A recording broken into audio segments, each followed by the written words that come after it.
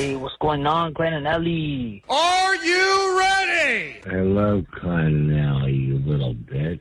Klein and Ellie, it's just okay. Just don't let things bother you too much. Good morning, everybody. Whoa, sweet David Steak, did you see that? Viva Klein and Ellie show. Let's get the show started. The show started. The show started. We are live in Los Angeles. 3, 2, 1. And here we go. Are you ready for the weekend? Yeah. And I was like, oh. What crack? It's not about that Monday, Tuesday. Fat how? Not cares about Wednesday. Thursday. Forget that noise. I like that Are you ready for the weekend? Or. Ready for the rear end? Are you ready for the weekend? No, it has to go in the bud. For the rear end. Monday, Tuesday, Wednesday, trash. Thursday, Friday, forget about that. Friday, Saturday, where it's at. It's Sunday, sleeping in, eating brunch. Hi, Jimmy. Why are you a bad Mexican? I know rat feces. What the hell goes it? Hit the beach or hit the mall. Go out with friends, do nothing at all. Sleep in, watch movies, read books. Anything goes, just take a look. Maybe a shoe shine? Are you ready for the weekend? Yeah. Are you ready for the rear end? No. Are you ready for the weekend? Yeah. Are you ready for the rear end? No. Are you ready for the weekend? Yeah. Are you ready for the rear end? No. Are you ready for the weekend? Yeah. Are you ready for the rear end? No. Are you ready for the weekend? Yeah. Are you ready for the rear end? No. 100% there's a baby in there. Womp womp. It's Klein Alley Show. 106.7 KROQ FM in HD Pasadena, Los Angeles, Orange County. The Sonic Pulse of Los Angeles. This is the world famous KROQ. Thank you, Omar. Oh, you're welcome. That was very nice. Beautiful tribute. There's a baby in there. Wah, wah. Very nice to get Vanessa and your wife in on that womp. Oh, man. Good morning. Welcome to your KROQ. It's the weekend. Klein Alley Show. Recovering from quite an emotional interaction yesterday. Video up on our Instagram at Klein Alley Show. Allie, I hope you're feeling the love. Continuing to pour through again this morning. Absolutely. Thank you to everybody who DM'd, who texted, everything. There's so many people that I'm still getting back to, and I'm glad that other people who have gone through this, or even people who cannot relate to this experience at all, but just are going through it in a different way, feel like they were able to connect and reach out, and it really, really does mean a lot not to get sappy right away. But now the medication's kind of leaving my system, I feel a little more normal. But it's about to start all over again. Nice. Welcome back. This woman says that her family's judging her now because of the relationship she's developed with our show, and don't feel bad about it. We feel the same about you, even if we have never met. Hey, Klein and Allie. So I'm standing in the kitchen listening to you guys this morning like I do every morning. Crying, obviously, and my 18-year-old son walks in, and I explain to him what's going on, why I'm crying.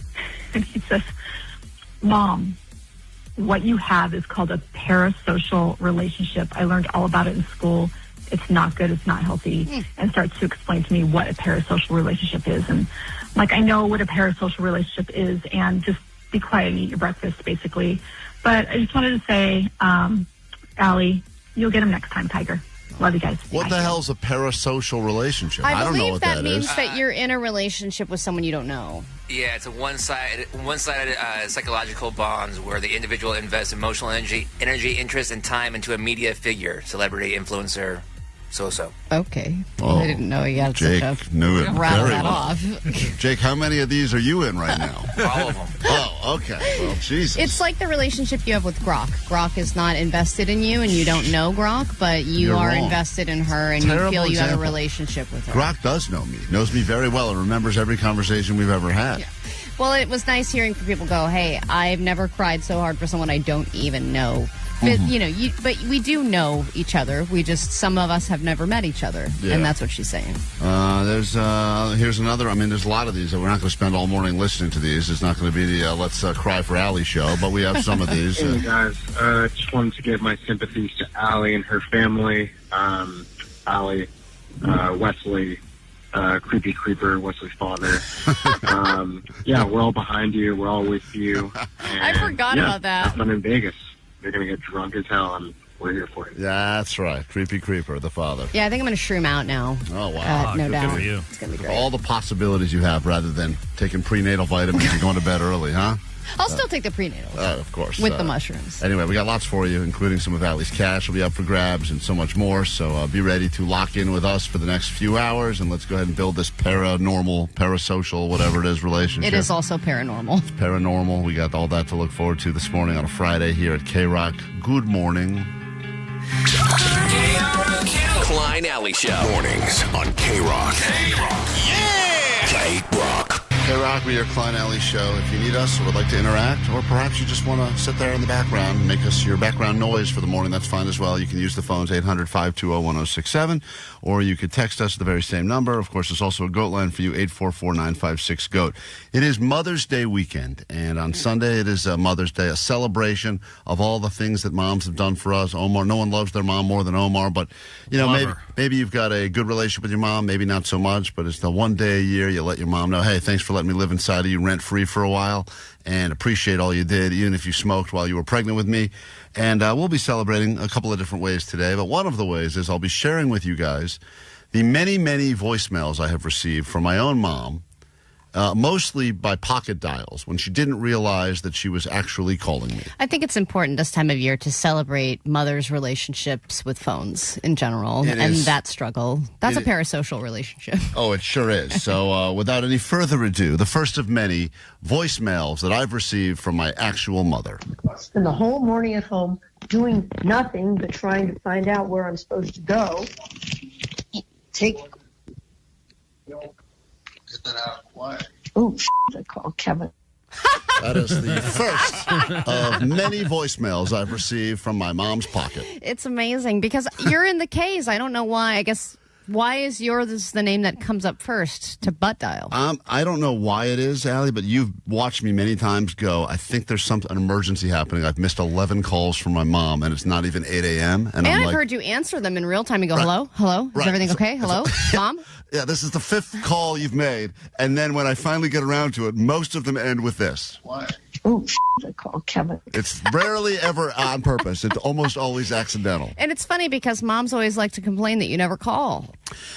Right, and she calls me from her pocket on a regular basis. You have a great pocket relationship. People asking if we'll hear from Allie's mom, the Throat Goat, at some point this morning. A pre-Mother's Day call with Allie's actual mom, the Throat Goat. Oh, I'm sure my mom would love it. I think it'd be crazy if we didn't at least check in with her, because the Throat Goat is in the process of moving home. She moves through husbands and homes a lot, and she's moved through to a new home, and Allie claims that she has no clothing, so she's just living life in a bathrobe right now, which is the greatest. She has the biggest blue bathrobe you've ever seen. Right. My mom is small. She's 5 feet, barely. And she has the biggest robe you've ever seen. But when I think of Allie's mom, the Throat Goat, I think of her always in a bathrobe. So the idea that you claim that she's living life just in a bathrobe is exactly how I picture her whenever she's on with us. With the garage door half open, smoking a cigarette. Right, always going.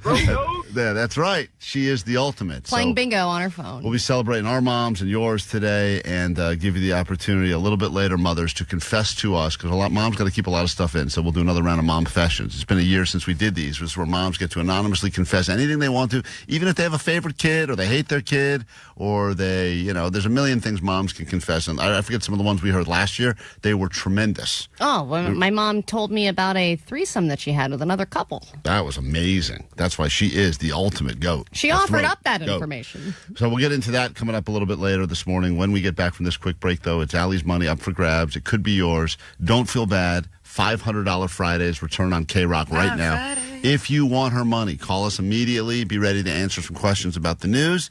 Once again, the phone number is 800-520-1067. Hold on, someone's on the phone right now. Spend the whole morning at home doing nothing but trying to find out where I'm supposed to go. Hello? Yeah, hello? You're on KROQ. Get that out quiet. Oh, I called Kevin. What's interesting about that call, of all the calls, is that this was what she always says how busy she is, and my mom does nothing, and this was her morning. If you think about this sitting message, around at home trying to figure out where. The whole morning at home doing nothing but trying to find out where I'm supposed to go. I mean, that sounds like a nothing morning. Where is she supposed to be? I don't even know. Does she have an appointment for her knee or something? Who knows? Spent all morning doing nothing. It sounds amazing. And she's mad about it. Mad about that. So she had to call leaving on my voicemail. Take a quick break. We're back with Allie's Money next on KROQ. But KROQ was always that station that made people that didn't fit in. All week on KROQ. Win a trip to see No Doubt at Sphere, Las Vegas. There's a reason why it's called world famous, guys.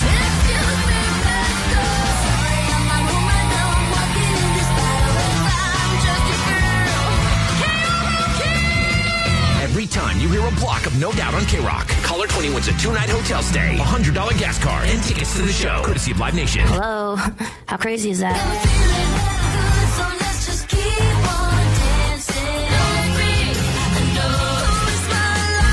Keep it on KROQ to win. KROQ is our home. KROQ.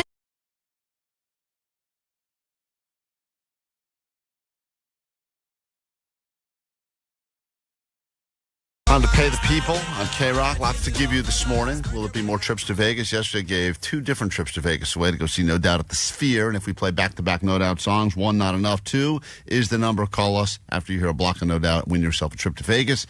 Could happen at any moment this morning or today here at KROQ.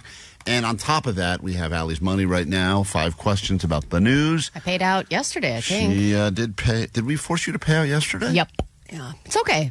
Wow. We are terrible people. Equality. We are terrible, terrible people. It was Mo, wasn't it Mo?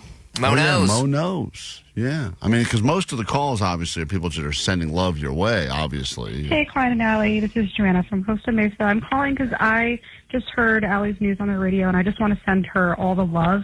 IVF sucks. I know from experience. I went through it for 4 years before I finally was able to have my babies, and you know, it's one of those things that's so isolating. And that woman has 11 babies now. I just want to point out because it finally worked, and she has them all. She's the Octomom. The dam is broken. 11 babies. I didn't talk to anyone about it when I was going through it, just because I didn't feel like I could, and I don't think many women that go through IVF are open about it. Yeah. And it's just so refreshing to see you going through it and seeing the support that you got from your cast members and from Klein, from Jake, even though he destroyed your butt. You know, what's interesting is that so many people, as much as they were pouring out some love and support for Allie, were saying it's crazy to think that Klein was had a heart and was a human to you. And I go, well, do I come across like I have no emotion on the show and I'm not a human? The fact that they're like, it sounded like Klein actually cared about Allie. What the hell is that? Well, because we spend most of the time giving each other crap. Yeah, of course, it's a real yes, like any good friends do. That's how you know your friends are. Friends don't. Oh, we're friends. Not you, Jake, so no, much. You're different. You're in the peripheral. You're an acquaintance. Anyway, other people on the show. Yeah, if Jake was going through something, we wouldn't really have any sympathy. But right. For each other, we do. Sure. You get it, Jake, right? Well, hold on, but you're being mean to me right now because we were friends, though. No. Hey, let's say hi to Elisa in Redlands. Good morning, Elisa. Good morning. Welcome to Allie Knows the News, a chance for you to take Allie's money, and that's okay if you beat her. She's more than happy to give it to you because she doesn't have to give it to the IVF people this week. So she's going to leave the KROQ studio. She's going to leave the KROQ studios. 5 questions about the news. Please answer these quickly, confidently, and accurately so we can pay the people, and here we go. Allie Knows the News. A leaked memo from the LAPD claims that this is how much money security will cost to keep LA safe during the Olympics. What is the amount of money they claim it's going to cost? $1 million. $1 million. We go to question number 2. There's a new reality competition show that's coming to the E! Network, hosted by a couple of boy banders. I think Lance Bass and Joey Fat One will be hosting it. But what is the competition show about? What is the competition going to be? Dating? Dating competition. We go to question number 3. This video game that you probably played on your phone or iPad at least one time has officially now been entered into the Video Game Hall of Fame.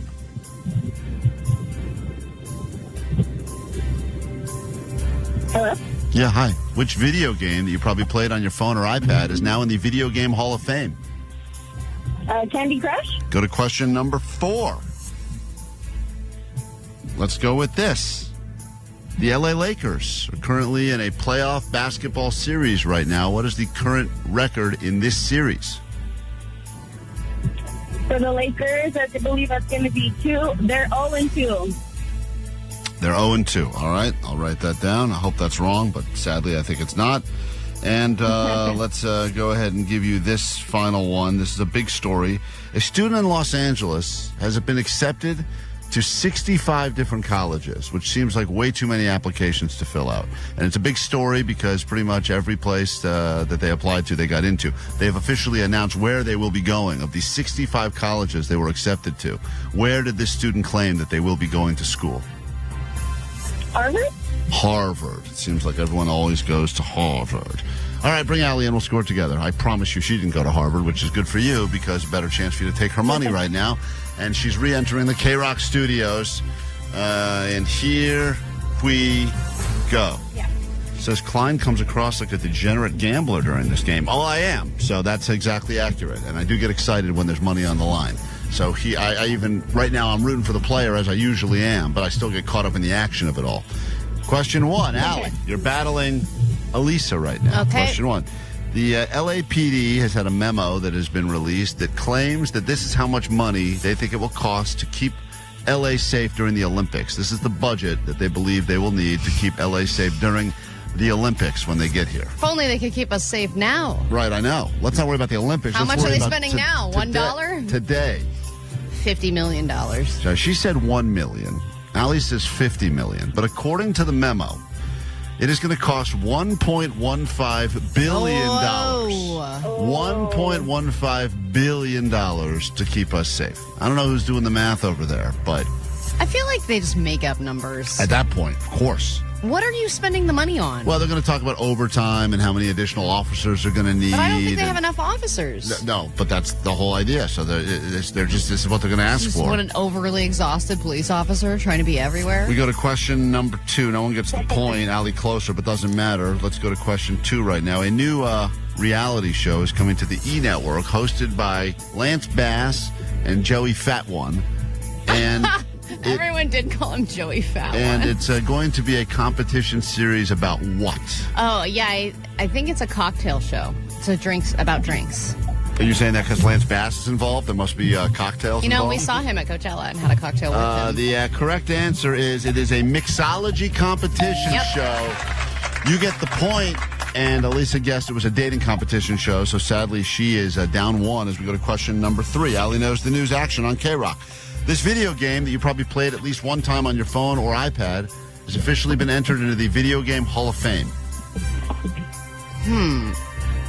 God. I mean, are we still Candy Crushing it? She said the same thing. She guessed Really? Candy Crush.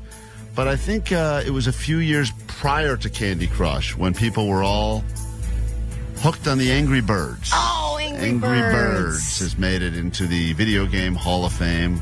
I was super into Angry Birds, too. And we go to question number 4. Allie's still up 1 with 2 questions left. Lakers in a basketball series right now, playoff action. What is the current record of that series? They're down 0-2. They are down. She said the same thing. She's on the board. Last night, seems like the refs have a preference in this series, and it's not Los Angeles, based on some of the many, many calls that did not go LA's way. Yeah, I think Austin Reeves said he felt disrespected. And we go to this final question now. It's 2-1, Allie in the lead as we go to question 5. A Los Angeles student has been accepted to 65 colleges. It's been a big story in the news locally. It's a real look at me. And they have officially announced where they will be going to college. Look at me. I'm in college. It was not the guy. It's not our friend from the Gorillas. They're probably staying local. USC. You think they're going to go local? Of all of these many opportunities, I'm sticking right here. She guessed Harvard, which is a great guess. But the correct answer is the students announced she'll be going to Columbia.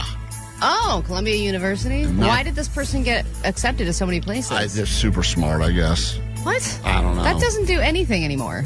Being smart doesn't get you into schools. I looked at the picture of them. They don't look like they can shoot a basketball. I'll say that. Well, yeah, I mean, I think it must check boxes for the universities, right? Yeah, they do look like they could be a hodgepodge. Yeah, and they're like, why don't we do hodgepodge 1? Boom. So, sadly, you played a great game, and we'll give you something for joining us, but you must admit something shamefully over the airways of KROQ. Go ahead. My name's Alyssa, and Allie knows the news. I feel people were rooting for Allie today.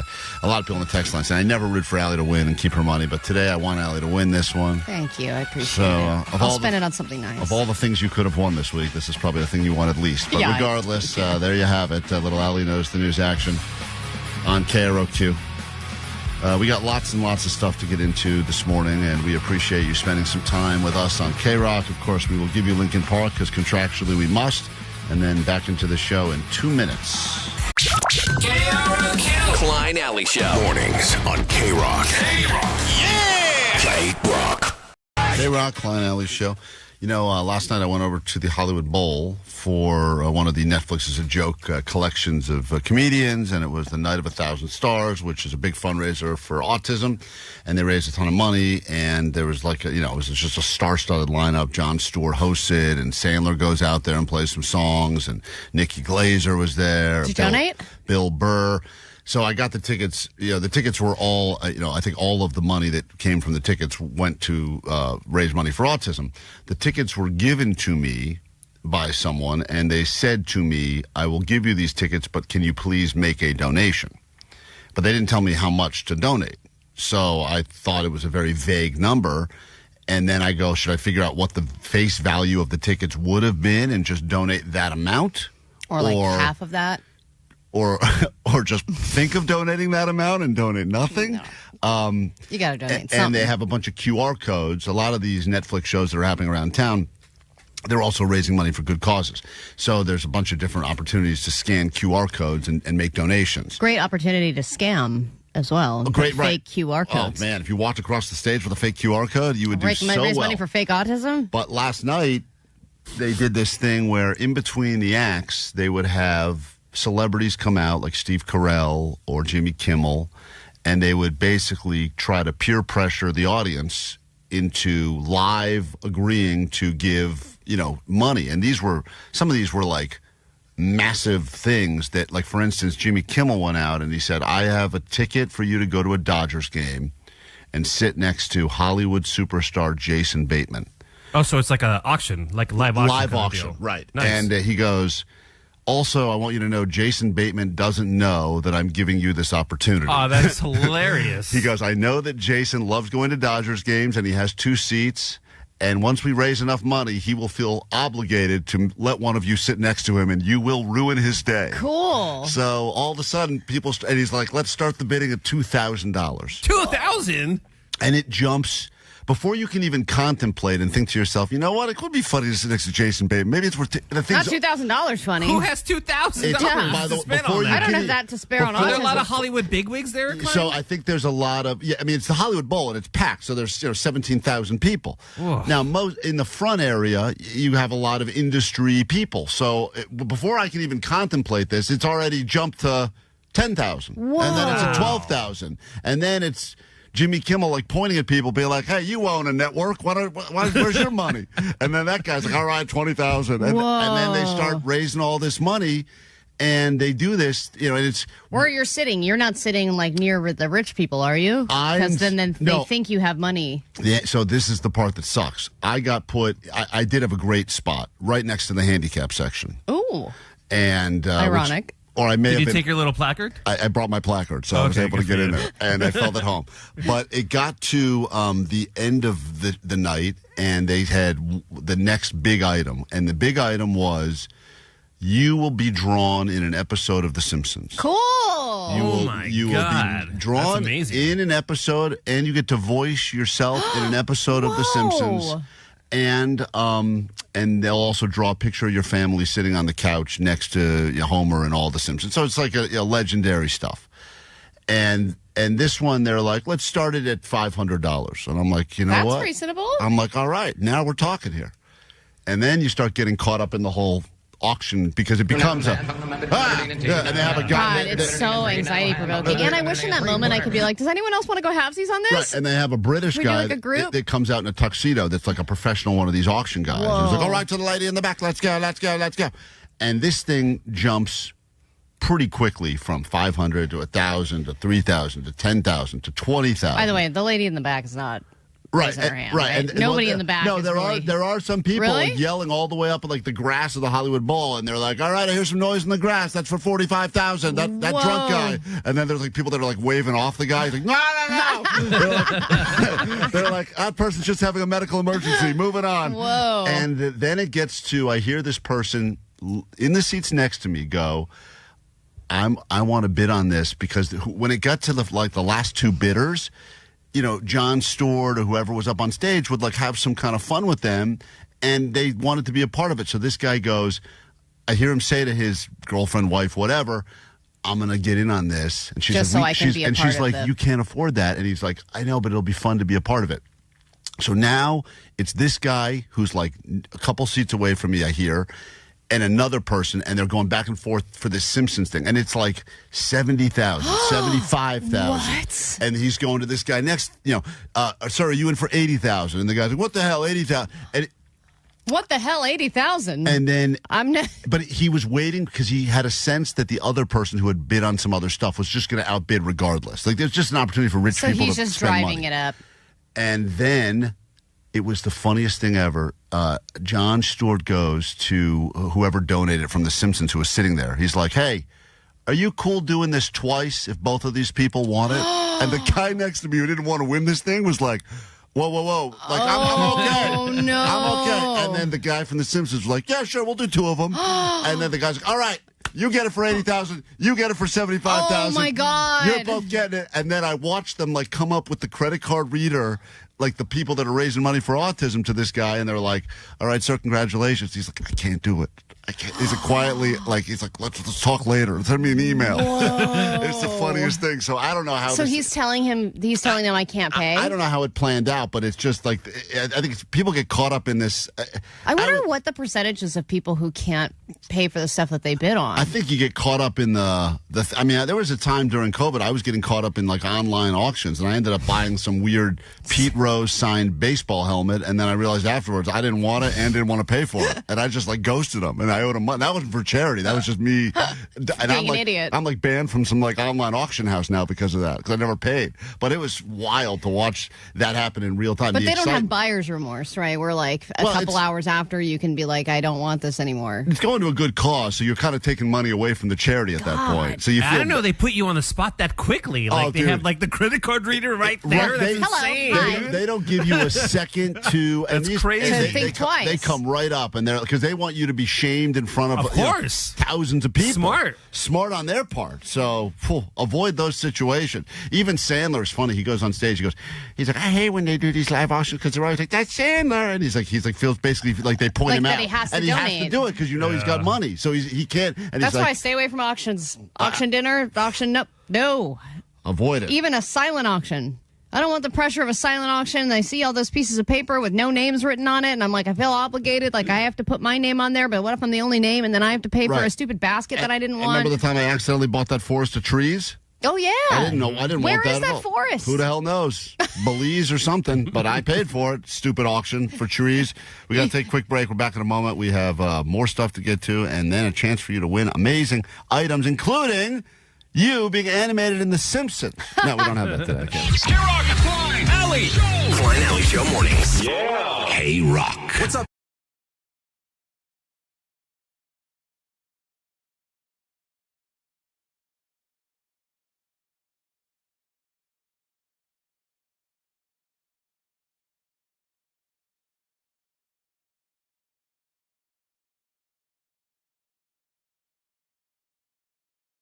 KROQ, we are Klein Alley Show. If you need us, you can interact on the phones. The text line, 800-520-1067. Next hour, joining us in the KROQ studios. Jake, why the hell are you bringing that back now? For some strange reason. It makes no sense at all.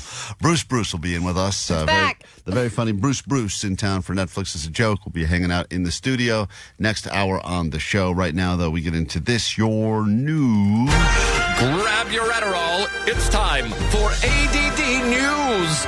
Today is a big day for public transit. Not a sentence I thought I would ever say living in Los Angeles. It's a new metro station opening right down the street from us at Wilshire and La Brea. It's one of 3 new ones opening today, and it's part of their big Ride the D campaign for this new subway line, the D line, that will go. It'll connect downtown LA to eventually Beverly Hills. I ride the D, proud to ride the D. It's good to connect downtown to Beverly Hills so that the criminals can get around better. Of course. It's important. They escape. You don't want them to sit in traffic. Too much traffic, so you got to go ahead and take your stolen goods and move quickly through mass transit. Yep, they are offering free rides today, starting at 12:30. Yes, if you want to see what it's like to experience a subway station that doesn't smell like urine yet. And all of these subway stations have art installations and all these beautiful... I've seen them. I drive by this almost every single day. See them working on it and everything. All the construction workers getting there at 6 a.m., 5:30 a.m., 5 a.m. And they've been working on it for years, and now it's finally available. I think that was their plan, was to create such terrible traffic while they worked on this for the last few years to make us go, you know what we should really do is mass transit because we're sitting in traffic. And now it's finally done. And today, Johnny, you get to ride the D, baby. Johnny's excited about that. We were going to send him out during the show today, but I don't even... Is it even open yet, or you have to wait till noon? Well, I think you have to wait till 12. You'll have to go there and find out. Listen, I don't know if maybe the free lines start at 12:30, or if it's... They have like tents out there already. The only thing about this is interesting at all is the idea, because as you know, public transit is pretty gross pretty quickly. So the idea that you get first suds of public transit, as you said before, it absolutely is graffitied and covered disgusting in pee and piles of poo everywhere. It's like to be on the first ride. How quickly before it's gross, you think? Oh my God, later today? Oh, later today. You'll take the over. I mean, how long do we have to wait for it to be defiled? We've seen from the 6th Street Bridge that people love ruining a new thing. Right, they sure do. We can't have nice things because we ruin it quickly. And they spent a long time working on this. And this is the idea is it'll take people from this area, kind of, where we do the show, to like UCLA. That's pretty much the extent of it. Yeah, well, I think right now it's at Wilshire and La Cienega, but then it will keep going further west as it goes on. But, I mean, if eventually it does... What I want is for there to be a reliable subway to, like, the Dome... The Forum, Crypto, just do that. This is like you pick the big areas where people go. Like, I don't think everyone's like, finally, I can get down Wilshire. Right, no. It's not that congested. Like, it's congested everywhere, but... Pick the big venues and figure out ways to get there. And maybe, just maybe, we have a chance if the places were not all disgusting and we did a better job of keeping all the weirdos out. Yeah, well, they said they have, like... fences that are up, so you can't jump the fences to try and get in. They don't want people just hanging out in the subway station. They're just going to hang out right outside of it. So we'll see how it goes. Well, ride the D starting today. Congratulations. Today. Snacks always put you in a good mood. They are the best natural mood stabilizer in the world. And now Uber is bringing snacks to your ride. And if you don't want to take the subway and you'd rather take a nice comfy Uber Black, you can do so with coffee, tea, snacks that you order ahead of time. So basically, when you order, you reserve your car, and then there's a little button that says Add Uber Eats. And it's called Eats for the Way. You can do little drinks and snacks and stuff, and then the driver will go pick those things up.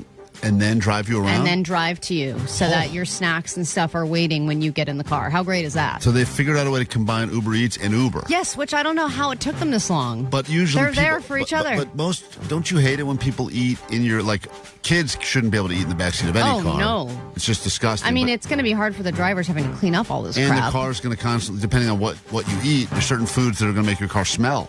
Oh, absolutely. But I think it is just little handheld snacks and stuff. It's not like you can order like a big thing of soup or something that's going to smell up the entire car. Pick me up. I need to take a long drive and give me some chili, a vat of chili. And then you're the next person that gets into that Uber and you get leftover chili smell. And now the Douche of the Week award is being handed out to a guy named Clavicular, a guy that I knew nothing about a month ago, and now he's everywhere because he keeps getting arrested for live streams that he's doing. He got arrested for a live stream that he did with his girlfriend, and I guess he instigated a fight between her and another girl, and now he's being charged again for shooting an alligator. He's the face of the so-called looks-maxing community. A movement of young men who take extreme measures to improve their appearance. But now, Braden Eric Peters, who goes by the name Clavicular, faces criminal charges for firing a gun at an alligator while live streaming. Peters and 2 other influencers were streaming a boat ride through the Everglades in March when they came across the alligator. In the video, the 3 are seen unloading multiple shots and are now charged with a misdemeanor for unlawfully discharging a firearm in public. And then they talk about his defense. It's unclear if the alligator was alive at the time of the shooting. His attorney says Peters was following the instructions of a licensed airboat guide. So their defense is that the airboat guy, the guide was like, hey, go shoot that alligator. Why would the guide ever say that? Adding no animals or people were harmed. So they're just shooting an already dead alligator? He is Allie's pick for douche of the week. I want a douche, a big douche bag. What is the point of shooting an alligator? No one's going to eat it. Right, and if you're in one of those airboats, it's not like you're battling for life. It's not like it's any skill. You're just shooting something that's already right in front of you. Yeah. There's no struggle. There's no...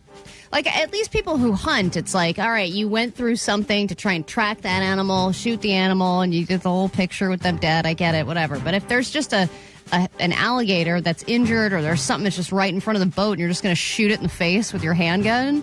People are saying, by the way, Allie, that free rides, all metro buses and trains are free all weekend. Started at 4 a.m. this morning. Oh, so all the locations are free. So, I thought it was just the D line that was free. Enjoy that, I guess, according to the text line. Multiple people there. We get into a brand new hour of the show right now. It's Klein Alley Show. 106.7 KROQ FM in HD Pasadena, Los Angeles, Orange County. The Sonic Pulse of Los Angeles. This is the world famous KROQ. Welcome to your Mother's Day weekend. It's KROQ with your Klein Alley Show. If you're a new listener, perhaps stumbled upon us yesterday, watching Allie get really raw and emotional over the airwaves, talking about her pregnancy journey. Nice to meet you. I'm Klein. There's Allie. Morning. That is DJ Omar Khan right there. Hey. You know him as Jake the Nerd. What's that? Jake the Nerd is looking for people that want to go see some sumo with him this weekend. He got all these tickets for sumo wrestling in Long Beach, and he says he's asked everyone he knows, and no one wants to go with him. So he's going to bring a listener. Even Vanessa, who lives in Long Beach. Yeah, Vanessa, it would take her, I think a minute and a half to get there. And she's like, I'm okay. So she has no interest in going. Vanessa, are you busy this weekend, or you just don't want to go with Jake, or is it the sumo part you don't like? I don't know what it is, but it's or one all of it? It's probably all of the above. She's talking. Our guests are here. She's doing her job. Excuse me, she's outside get back in here. Getting Bruce ready. Of course, in the back room, you got Vanessa, you got Postmaster Johnny. And together, this is Klein Alley Show. Lots to get into this hour. If you need us, phones, text line 800-520-1067. If you hear back-to-back No Doubt songs, call us immediately and score yourself the trip to Vegas to see No Doubt at the Sphere, and then much more. So, if someone paid you, would you go to Sumo with Jake?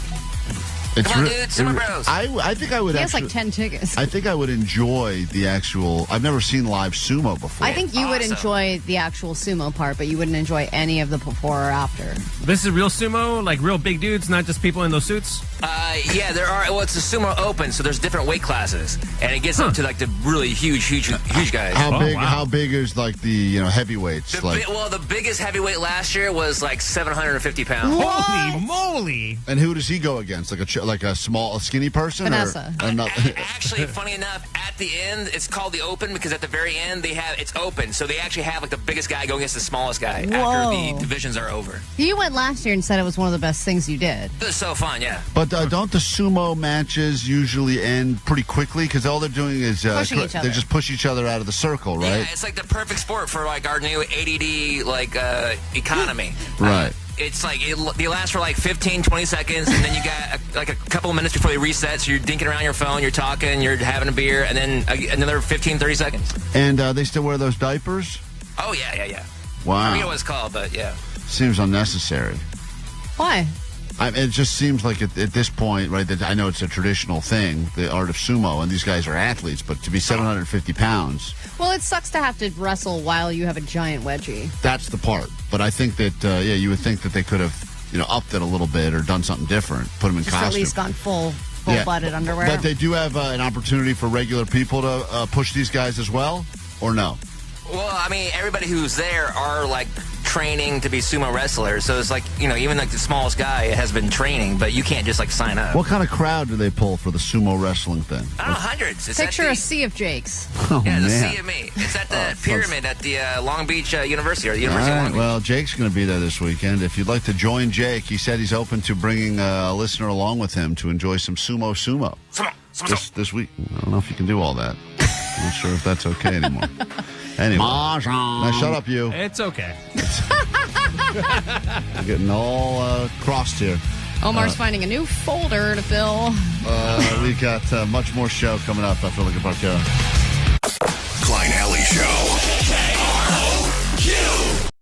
KROQ, we are Klein Alley Show. I didn't realize this, but, we talked about this past week, a lot of things that went on here, not only on the air. We had the Cinco de Mayo party, and then there was the Social D show, In-N-Out Burger Soundspace, and we talked about how Pantyhose Greg, I guess, got caught trying to break in and then got thrown out. Apparently, the Bud Light Bros also passed out in someone's office here at KROQ, and they were found, I guess, at the end of the Social D show. I don't even know the story, but I guess one of the Bud Light Bros, they didn't even go to the Social D show, but they ended up in the offices here. They put up what happened? Who knows? Who knows the story here? Because apparently, Chris, there's two Bud Light Bros. Yeah, Chris and Billy, they just hung out outside of the sound space. They didn't even go inside to watch Social D. They just hung out, drank Bud Light with our two promo directors, Seki and Sam. And they hung out in Sam's office the entire time. But I guess one of them fell asleep in there. And it's funny because the first time we met these guys, which was in Vegas, one of them got taken out of our cabana, I think on a stretcher, because they drank too much that they fell asleep in the cabana. Oh, so I guess that's how they know when they're done drinking. It's just when they just drink until one of them passes out. Yeah, and then eventually they got an Uber home, but I guess they didn't remember how they got home. So then eventually they were just home. They just ended up home, which is crazy. But I mean, I get Make it. it another they said YouTube video. They drink 35 Bud Lights each. I mean, that's a lot of cans of beer. Can you imagine being their Uber driver? You're like, what is happening? And someone told me, I don't know if it was Jake or someone, that they come here and sometimes just will tailgate in the parking lot at KROQ. That's so weird. Without any sort of event happening. The worst place to tailgate, by the way. Yeah. It's not even an open parking lot. So he fell asleep. There's like lawyers and stuff walking around. Yeah, it's not a like, fun parking lot. Yeah, like other than KROQ, most of this building is just boring. There's like an orthodontist upstairs. Yeah. There's, as Ali said, I think there's a law firm here. There's a lot of just boring. I got in the wrong elevator bank one time, and it was Boorsville. Yeah, it's not like there's a vibe. No. In the parking lot. They're making the vibe. But they are making the vibe. This is becoming like an official parking lot drinking spot. Can you imagine this orthodontist is like, who is...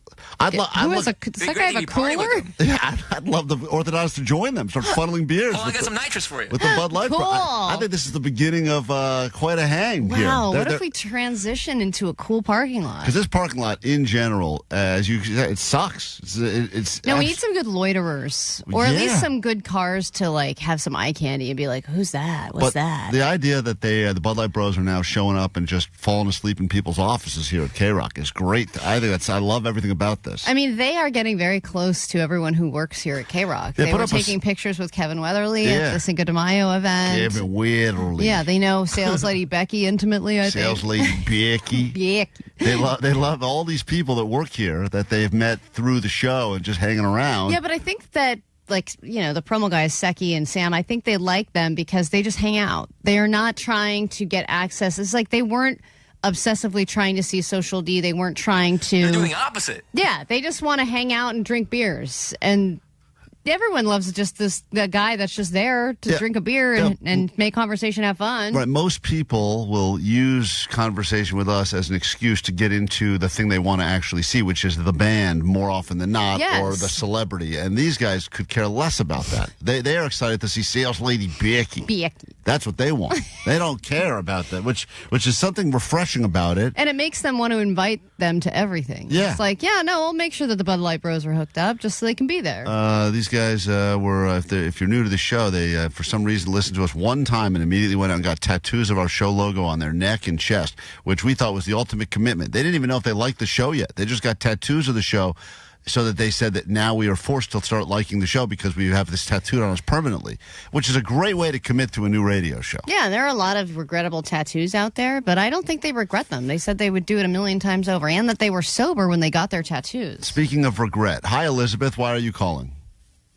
Hi, I am trying to go to some sumo wrestling with Jake. You're going to go with Jake to sumo, and you're okay spending what is it, Sunday, Jake? Saturday? No, it's Saturday. You're okay spending part of your weekend with Jake the Nerd?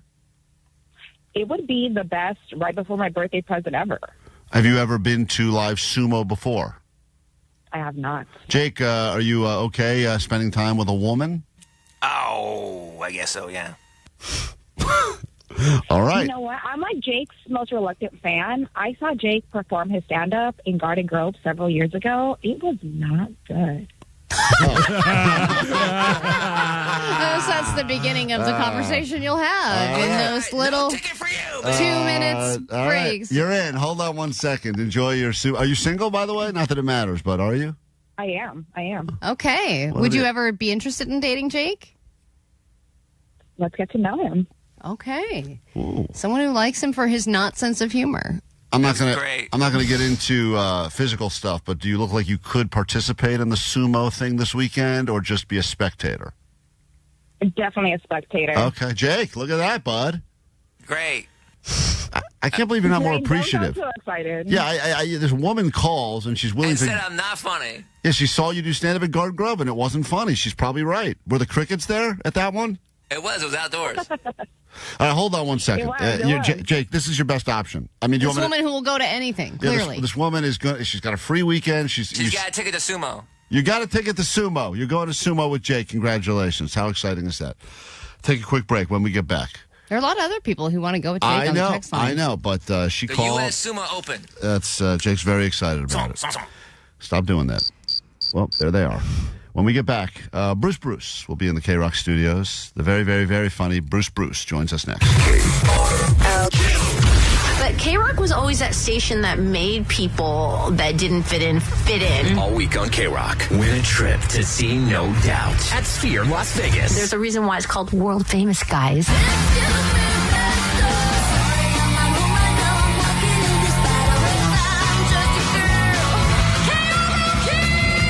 Every time you hear a block of No Doubt on KROQ, caller 20 wins a 2-night hotel stay, $100 gas card, and tickets to the show, courtesy of Live Nation. Hello, how crazy is that?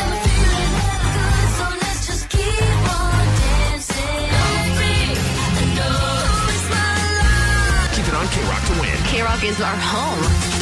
KROQ.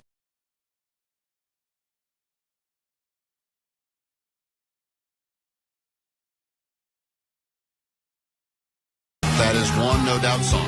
If the next song we play is also No Doubt, you know what it means. It means you're going to Vegas. But right now we give you a different song by the great Lil Jon to welcome in our next guest.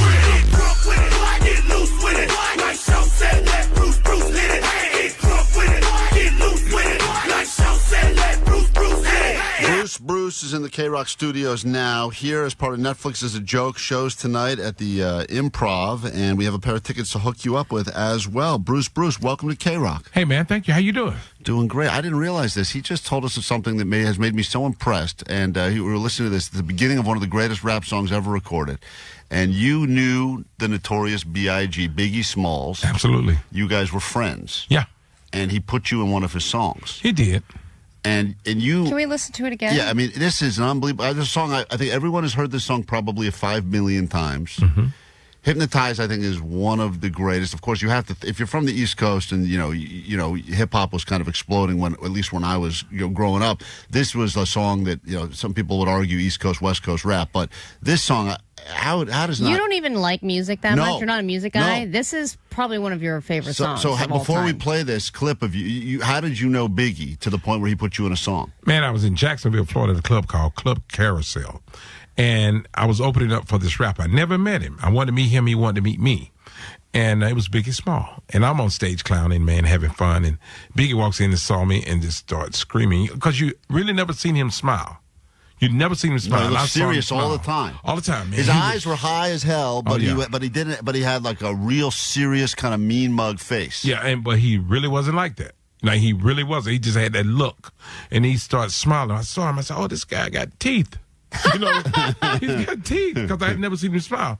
And he said, "I'm gonna put you down. I swear, I'm gonna put you down." And he go like, "Oh," I'm like, brother, you need some Dayquil or something. I don't know what's up. And he did. He put me in Hypnotize. And listen to this. So in the beginning of the song, you hear this, and it's a lyric I've heard a million times. I didn't realize we were talking about Bruce talking about you, but this is crazy because this right here is, a song, once again, we've heard this a million times before, but...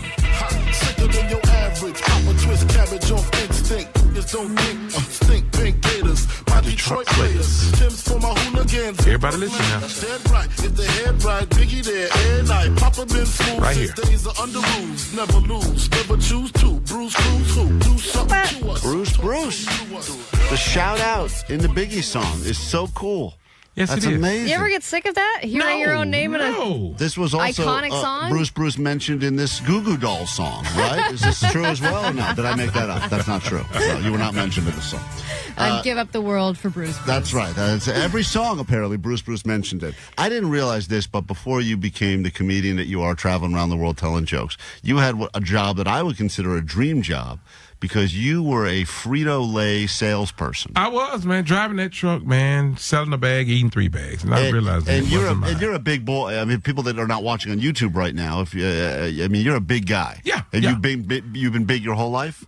Oh, no. You know, a couple of marriages will stress you out. You know what I'm saying? Right. I don't eat much, but I just eat a lot. A lot. So you would drive around and when you do eat, you eat a lot. And you had access, so you would go sell like all the Frito-Lay's brands. All the convenience stores. I hit all the convenience stores and the low-volume grocery stores. And you would eat whatever you wanted. You could eat whatever you wanted from the truck. And I thought it was mine. I was coming up short every month. I said, somebody's stealing from me. Did you get fired? No. They didn't even care that you were eating I the covered it up. supply? God showed me how to do it. It's always some brothers, look at this is what you need to do now. You need to cover this up. Make sure you don't come up short. Brothers always show you the cool stuff. Did you have any other side jobs? Because you've been doing comedy for so long, but you were juggling a lot of different things. Before Frito-Lay, I was a cook. I used to be a chef. I can cook like a mug. Barbecue is your specialty. Restaurant, man. I mean, we used to sell barbecue. And I hired this guy one time, older guy. He said, I worked for this company years ago, and I went in the Navy. And he used to watch me in the kitchen. He said, you ever been on stage? I said, no. He said, you need to go on stage. And he said, I'm going to bring you something tomorrow. He brought me an album. It was him. He was a comedian. And he said, don't waste your time on this job. He said, you got it. And that's when you left. And that's when I left. Then I went to Frito-Lay, but he stayed in touch with me. He made me go on stage, and I went on, and I've been on ever since. What, in your opinion, what is the best Frito-Lay chip? Well, everyone's got their favorites. What's the best one? They got a lot of good ones, but I like I do like the cheddar sour cream and onion. Oh, really? Yeah, that's a good chip, man. I like the chili flavor The kids love Funyuns. They like all the exotic, the hot chips. I can't handle that. Oh, the Flamin' Hots? Yeah, they like all that stuff like that. Not for you. No. One thing I respect about you is that in all the years that you've been doing stand-up, you don't necessarily feel the pressure to stand up. You're sitting down. Sometimes I sit down now, that sciatic You're just got sitting me. having a great time. Yeah, but that sciatic nerve got me. You ever had a sciatic nerve? No, I've heard that when people have that, though, it's painful. Look here, do not have one. Please don't. I don't wish that on nobody. I don't even wish that on my ex-wife. You know what I mean? But it's not no joke. It really is not.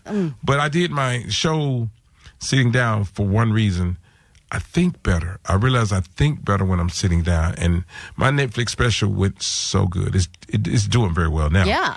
And by me sitting there, I could just create so much stuff.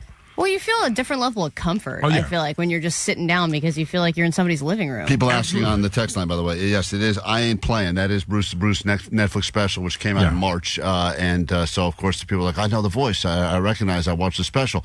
And that's great when you find that. Now, all of a sudden, the crowds, which have been there for years, all of a sudden explode to a whole new audience. It really is. I see people now. I see a lot of white people. I'm like, thank you, Jesus. But when you started, you had this thing, which I found so interesting, where you could have gone to black crowds and they probably would have liked you more, but you chose to go to white crowds. I did. Because you knew that it would be harder to get them on your side. It will. And I'm going to tell you what caught me. In Atlanta, they used to have a club called the Funny Bone years ago. And I went to see Jim Carrey there, and he was on In Living Color, and it's like he wasn't saying anything funny. He was just doing funny stuff. Mm-hmm. Like he would bend his body from. He's like, you ever seen a seal with no neck? He just bend his art. And I'm like, this dude is incredible. You know what I'm saying? And he was just doing stuff with his body, and Jim was very flexible. You know what I'm saying? He'll do a gorilla walking up on you. He'll look like a gorilla. He'll look at you and scream. I said, I want to do that. I didn't want to do the bending part. I can do that, but I want to do that crowd. And they were screaming, laughing. And that's what made me do it. And that particular club, it was this manager there, and she made me audition. I couldn't believe that. You know, I was an amateur comedian. She made me audition. I'm like, you make me audition? So she called me in the office. Do 3 minutes right here. I'm like, what? So she gets on the computer. I do 3 minutes. She said, you're funny. You're very funny. Come back Tuesday, 8 o'clock. End up seeing this lady like 25 years later in Dayton, Ohio. I looked at her. I said, I know her from somewhere. You know, when you see. And she said, you know, I used to manage this club in Atlanta. I said, oh, God, that is her. You know what I'm saying? Because when she told me to come back at 8 o'clock on Tuesday, I never showed up. Right. I didn't do it. Then she said she was really in love with black guys, big black guys. And I said, I happen to be a racist. You know, that's what I told her. You know I'm not racist. You know I said, I'm a racist. And I said, she said, no, you're not. And she would not pay me till I gave her my number. No way. You got sexually... I got sexually abused. Yeah, by a woman. Yeah, women have to experience that all the time. Very brave that you're telling your story. It's a bit different. Bruce, well, listen, I think you've opened for half the comedians that are on the Netflix Is a Joke lineup at this point. Absolutely. I mean, you've been doing that for decades now. I've been working with everybody. We found out during the last song when the Postmaster Johnny was in here that Johnny knows nothing about black culture, and Bruce was like, Johnny, you need to be around some brothers because you have learned nothing. So we're going to get into a round of Johnny Doesn't Know in a moment. Now, Bruce is going to help us with the questions. Because we should not come up with the questions. Because we should not come up with the questions. But Johnny knows nothing. He didn't know FUBU stood for anything. We just found that out off the air. And so if you'd like to play Johnny Doesn't Know, Johnny Doesn't Know Black People. That's going to be the segment today. That's sad. It is sad. And but Bruce that's why we do it, so we that. can teach him. 800-520-1067. We'll play a game. Up for grabs. We have tickets to see Bruce at the Improv show today as part of Netflix Is a Joke and other stuff as well. Stick around. The show continues. More Bruce and Johnny Doesn't Know next on KROQ. Klein Alley Show. KROQ Klein Alley Show. Bruce hanging out in the studio. Shows tonight at the Improv, and we got some tickets to give you for that. Bruce been at it for a while, a lot of friends. He said he and Diddy are very close, right? You and Diddy are very close. He said, good guy, right? Didn't you say that? No, but not by Diddy. No, you didn't say that. No, Me and Biggie were. Yeah, that's right. Yeah. But you did know Diddy. I met him a couple of times. But you never got invited to a party. I never went to the party. Never been to Epstein's Island. You better not ever ask me to come to a party. Glad we got that on record. Yeah. All right, that's official now. So now we've heard it. Johnny's in the studio as well. Johnny, we found out earlier, and Bruce said to Johnny, you need to hang around with some more brothers. You do, man. You do. Okay. Johnny sadly knows nothing at all about black culture, and we'll get into an exciting round right now of Johnny Doesn't Know Black People. Here we go. Johnny doesn't know. And I was like, okay. Oh, Johnny doesn't know. I didn't know Vegas was like in Nevada for like a while. Johnny doesn't know. Johnny doesn't know. Gelato sounds like Jello. Johnny doesn't know. It like goes wiggles. Bruce got the questions. Bruce will be asking Johnny, and whatever you say will probably be incredibly offensive, but Bruce promises he knows we come from a place of love, and we'll say hi to our first contestant listening in Santa Monica this morning. This is Jesse. Hi, Jesse. Hi, how you doing? Doing just fine. Please say hi to Bruce. Hi, Bruce. How What's you up, doing? Jesse? How you doing? I'm doing good. Hey, so I'm a delivery driver, and I suffer from sciatica in my left leg. I know exactly what you're talking about. Man, it's no joke. It is no joke. Hopefully you're able to predict. Will Johnny know the answer to this first question about all things black culture? Bruce, hit Johnny with the question. Johnny. Yeah. When Jeezy made a song called, he had a version that say, I left the yams at my auntie house. What are yams? Yams. All right, will Johnny know the answer to what are yams? What are Jesse, yams? yes or no? When Jesus said that. I'm going to say no. All right. Usually it's a good guess. Johnny? Sorry, Johnny. When Jesus said yams, I think when Proverbs and Jesus said unto me, not yams. Jeezy. Jeezy. Yeah, Jeezy, the rapper. That's you can tell. I would read the Bible if he wrote more about yams. That's how you know that Johnny doesn't hang around with enough brothers, that he thought you were talking about Jesus Christ a moment ago. Yes, go ahead. He left the yams at home. It's probably not food. It's got to be like girls. Like he left the girls at home. Well, you're absolutely positively wrong. That is incorrect. Congratulations, Jesse. You predicted he would not know, and he did not know. Hold on 1 second. Everyone who gets theirs right, Allie's going to write their name, and one of them is going to win tickets to your show tonight. The correct answer, why don't you tell Bruce what Johnny yams are? Yams are, in the black culture, he left the yams at the auntie house, were drugs. Oh, Yes. yams. Yes. Oh, wow. That's Okay. right. Damn. I didn't know that. Get loose with it. Like show said, let Bruce hit it. I like that song. Like show said, let Bruce hit it. Let's say hi to Emily now in Santa Ana, who would like a chance to play some Johnny Doesn't Know. Good morning, Emily. Good morning. How you guys doing? Doing fine. All right, give Johnny question number 2, Bruce. Number 2, Johnny, in a barbecue restaurant, they sell what is something they call brisket? Great question. All right, well, Johnny know what brisket is. Emily, yes or no? I'm going to go with the safe answer, no. That is the safe answer. What do you think, Johnny? Well, brisket is like meat. It is like meat. It is like meat. Yeah, it's like Great meat. place to start. You got to cook it on a grill, and it's served best when hot. Okay, let me ask you this. Is it pork or beef? Oh, dang. Or none of the above. He could be messing with you. He actually could be messing with What me. animal does brisket come from? Right. Well, nobody eats duck. I don't think it's duck or like absolutely not calf or anything like that. You're going to eliminate duck and You're baby gonna cow. go through and eliminate more animals? Or? I'm going to say... Definitely not frog. Oh, is that a possibility too? No, that's not a possibility. Oh, boy. No, let's go beef. I don't think beef. Hey, I like Johnny. beef. Johnny, I like beef. That's right. Yeah? Hey, That's right. Emily, I'm so sorry. I know we had to help him out, but you said he wouldn't know, and he did know. So But I we don't moved. think you know how it's cooked. Oh, not at all. It's not. It's smoked. It's smoked, and it's smoked for hours, for long. Oh, sometimes overnight. And it'd be tender as a mother's love.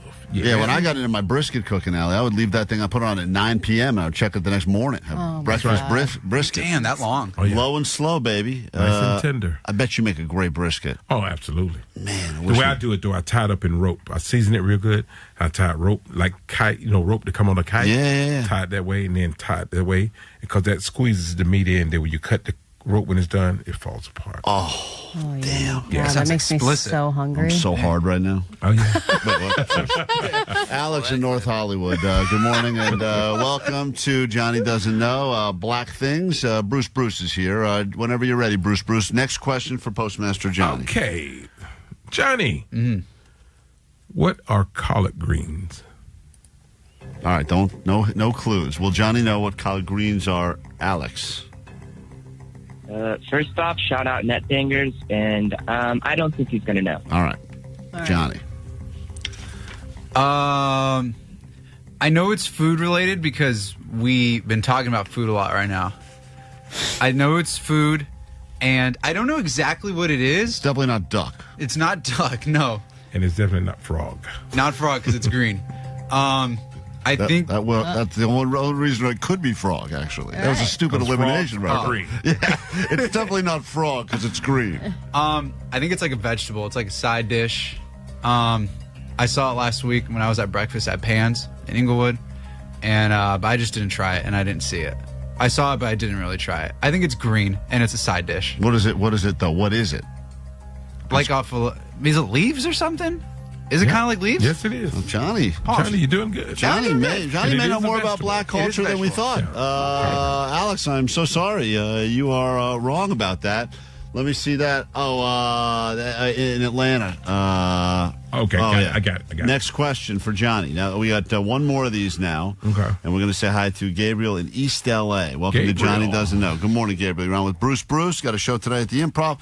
Though Johnny Doesn't Know black things, black culture. Here we go. Hey, what's up, Gabriel? Good morning. Sweet Divots. Sweet Divots. Here's your question from Bruce. Okay, Johnny. Back in 1990, 91, 92, 93, 94, 95, it was a thing in Atlanta called Freaknik. Oh, Freaknik. What was Freaknik? Will Johnny know this, yes or no, Gabriel? Definitely not.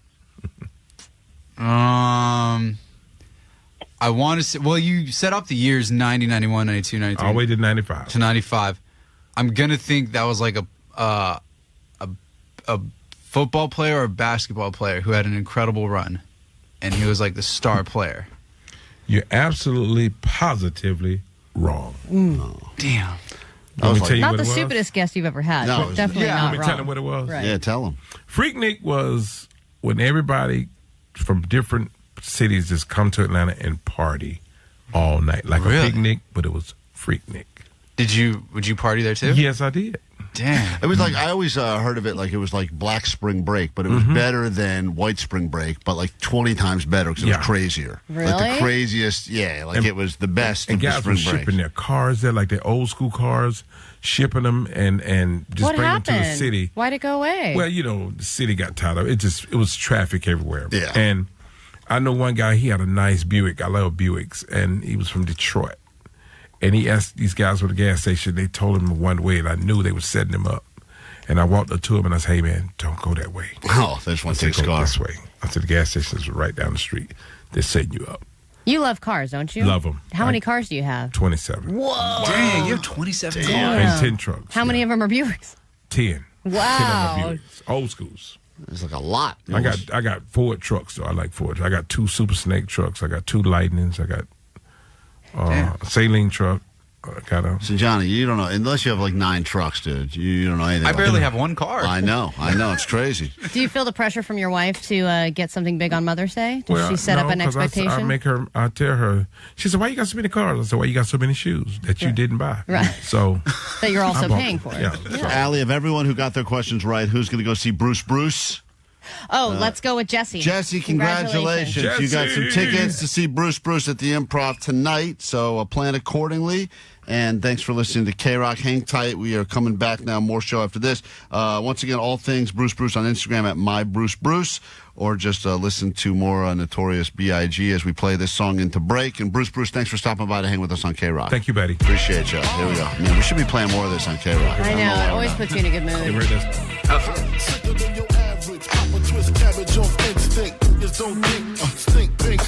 Klein Alley Show. KROQ. A cool and crisp Modelo tastes good.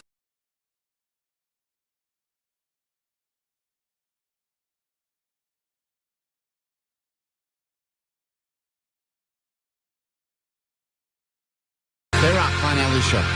Get into your news. It's been a brand new hour of the show. It's Mother's Day weekend, and we're celebrating by listening to some of the many, many voicemails I've received from my mom. Some were pocket dials. Others were just rambling voicemails that said nothing at all, like this. Hey, Kev, it's Mom. I'm just calling to say hi, see how you're doing.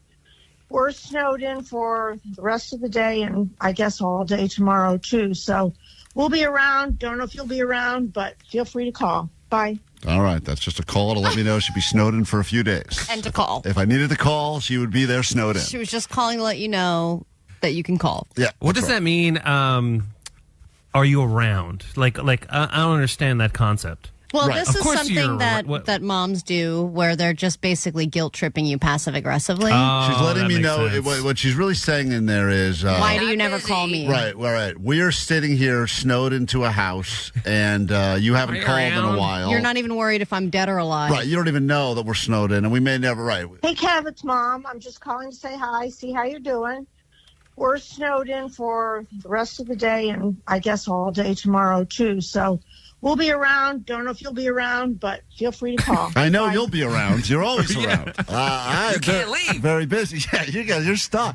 More voicemails to share with you later, and maybe Allie's mom, the real life throat goat, will be on with us later. But first, there's this. Grab your Adderall. It's time for ADD News. If you had every streaming service, you would be paying roughly $300 a month, give or take, to make sure that you have every single channel, every single streamer on one television. So you have to make some tough decisions. You're playing Survivor with your streamers at all times, to the point where now the new trend is that streaming loyalty has begun to die, especially with the Gen Z generation. Which makes sense because they're the newest to the workforce, probably not earning as much money, so they do have choices to make, and they are the ones who are canceling and renewing over and over and over again. They say now more than half of Gen Z will chase a title more than they will chase a platform. And they're also not paying full price for games, video games. Instead of buying something, they would rather just sample it through some kind of gaming platform, play it enough to care, and then lose interest, and then move on to something else. So there are a lot of people, I think, that are going to be following suit where they're not going to have loyalty to a certain streaming platform. They're just going to go, I want to watch this show. I'll sign up for Netflix. Now I'm done with the show. I'll unsign up for Netflix. And then just kind of go back and forth, back and forth, back and forth. How's Jake's little black box doing? Is that still the magic working box? for you? The magic box. Jake, you still using the magic box? Box? Yeah, Super box. That's right. He paid $300 for the super box, and he gets everything on it. But it's illegal-ish, right? I guess. Well, yes, it is 100% illegal. You're not paying monthly fees for anything, so you're stealing content, but the box is like what used to be like the D-Scrambler, where you used to have that card from the DirecTV guy that would let you get all the access Allie, I to the thought you were going to go channels. down that road. Well, I wanted to see how it was working out for Jake, because like I just said, it's broken. It's right. broken. It's He terrible. thinks I'm going to mush it. Yeah, she doesn't. Yeah, he doesn't want Allie to get it because he thinks that'll be the end. And I think Johnny's got a magic box too. No, he doesn't. Wow. No one has it. Yeah, Johnny's got one. I got a super box. No, we Super don't. box. Yeah. Oh, And yeah, you- we don't have one. Never mind. We don't have one. Wait, Johnny, do you like your not super box? Yeah, I love the not super No, he box. hates it. I wish I had another one. I'm a little confusion. I'm a little confusion. A little confusion. What a dummy. I mean, really, unbelievable. I mean, all right. All right. Now I don't know what I want. I'm a little confusion. Well, but like I said, it would be $300 a month to have all the streaming services. You would be paying that one time for a super And Jake box. got ripped off. You could get one for about $200. Yeah, Jake No, overpaid. actually, the new ones are more expensive. Yeah, but I thought that those things only work for a certain amount of time. That was the rumor, is that like after 6 months they just stop working. My You have to buddy's, get a new his one. gets updated every year, I think, something like that. Yeah, my not box does that too. All right. I'm confused. damn it. I'm Confusion over. I'm confusion now, too. So It blows up. It burns your house down. The USPS is trying to do everything they can to stay relevant. They're not doing well. They're doing everything they can to stay in business and not be the next Spirit Airlines. So they're trying to get creative get with the times. And aside from coming out with new stamps, they haven't done too much. But now they are weighing a proposal that would allow the mailing of handguns. Oh. Which seems like not a great idea, considering mail Well, no. theft is still a thing. And Right. if you're going to steal something valuable, stealing a handgun that's being put in somebody's mailbox Imagine a porch pirate. is like, whoa, awesome. This is going to help me rob the next house. You have to put it in a box of something way less cool, like something that someone would want, or put it inside one of those hollowed out books or something. Yeah, or like diapers, like diaper Yeah. boxes. Why is this book so heavy? Yeah, I mean that's what they have to do, but they're just saying But it's you can just mail them interesting from that person they're- to person. Like that's I know that whenever I mail, there's a lot of things we mail that I think we're not supposed to. Like you're not supposed to mail alcohol around. I don't think you're supposed to mail liquids at all, even anything liquidy. You can't mail liquid? You can get like alcohol delivered. Yeah, you can get it delivered, but I know that if I were to go to the post office now, because I've done this before, and I have put alcohol into one of those like padded envelopes and sent it, they're like, "Is there alcohol in here?" I'm like, "No." They're like, "Is this a liquid?" I'm like, "Absolutely not." Right, They're I mean, like, I guess from individual to individual, you can do whatever you want But as you're long not as you're not supposed to. being caught. Yeah, but you're not supposed to. But There's I a lot wonder of if this rules. is like you're buying something online and then having it shipped to you. Yeah, Jake, what are the rules for what things we're not allowed to mail to each other now? It says you can mail liquids, including lotions, shampoo, and non-hazardous liquids, provided that are in sealed containers, properly packed to prevent leaks and comply with carrier regulations. But what are the things on the do not mail list? Because there's a bunch of stuff there, and I think weapons, I would imagine. Well, I guess USPS guidelines say non-flammable liquids, which could be some alcohol. Enough No with the restrictions liquids. here. Alcohol, flammable, hazardous, and liquids with strong odors may be prohibited. Oh, liquids with strong odors. Jake's out. I'm not a liquid. I'm solid. Anything Natural Jake moss. wants to buy, Natural all moss. of his perfume. that he buys How for are they himself. able to send you that patchouli you stuff. wear? Because Those are hazardous liquids. that's a hazardous strong odor for sure. And now it is finally happening. It's been talked about for years. A giant music venue in Long Beach, the Long Beach Amphitheater. It is their first ever large-scale waterfront music venue. It's called the Long Beach Amphitheater. It's 11,000 seats, outdoor venue. It's going to be along the waterfront near the Queen Mary, and it's officially opening Saturday, June 6th of this year. And it is going to be kicked off by none other than Snoop, the Long Beach legend. They're going to do a Snoop Dogg and Friends performance. BF Thursday, waffle snacks. No, that's not Snoop. That's not, Omar, don't share that yet. That's not for the general public at this point. Oh, no. That's for Are the- those lines that someone asked for you? It's for the remix that's being done. Did Scott from Crystal Method ask you for those? Yes. Yeah, they're Wait, not, let me hear it. No, they're not to be shared with the general public yet. These are. This is a. Are you the and Friends from Snoop Dogg? Yeah. And Friends? BF Thursday, waffle snacks. BF Thursday, eggs that crack. Are you driving while you're doing this? Yeah, we don't- Yeah, did you record that into your phone? do you ever do you know you work anything? at a radio station. This was not to be shared. These were notes I was making, like the good musicians do when they They're have not an to be idea. shared or recorded well. Right. So just BF Thursday breakfast tracks. all right. Enough. Breakfast tracks. I didn't know He's what. reaching for rhymes there. Jesus. Thank you. Do you ever do anything where you're not driving? No. I don't. Was this on the hour-and-a-half drive home yesterday? Yes. That was a long-ass drive. Brand new hour of the show starts now. Here we go. 106.7 KROQ FM in HD Pasadena, Los Angeles, Orange County. The Sonic Pulse of Los Angeles. This is the world famous KROQ. A lot of texts about the Super Box. Interesting. A lot of people don't have it also. They want to let us know they also don't have it. And they don't love it? And they don't love it, and they don't have it. And they didn't pay $100 for it. 626 said $200 a year for the black box, and it's all the porn you can handle. Whoa. Doesn't everyone's phone have all the porn we can handle? Sure. Can't handle any more. I'd never leave You my can house. always handle more. I don't think so. Good morning. Welcome Yeah, to you K-Rock. It is just after 9 o'clock. It is Friday. Welcome to the weekend. And welcome to another hour of the show. We have lots to get into. And, of course, if you need us, 800-520-1067 to call and interact. There's some videos that are doing a lot of emotion on the Instagram right now. You can see Allie with her announcement yesterday. It was sad and emotional. I mean, most of these Goat Line calls, Allie, are just people that wanted to wish you well. I kind of feel hungover today. I don't know if you want to honest. hear any more of these, but you made a Navy SEAL cry, if you care about that. Right. Yes, I always want to make them cry. All right. Well, yeah, I want to hear the This message. was a Navy SEAL.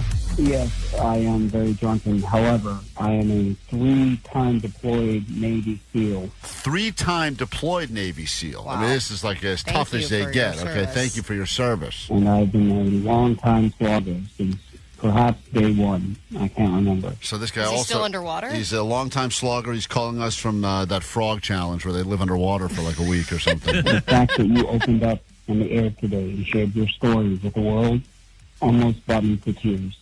Oh, almost. okay. Sorry. Except it didn't because I'm not a pussy. Yeah, you didn't cry because you're a Navy SEAL. You should be proud of yourself, and I am proud of you.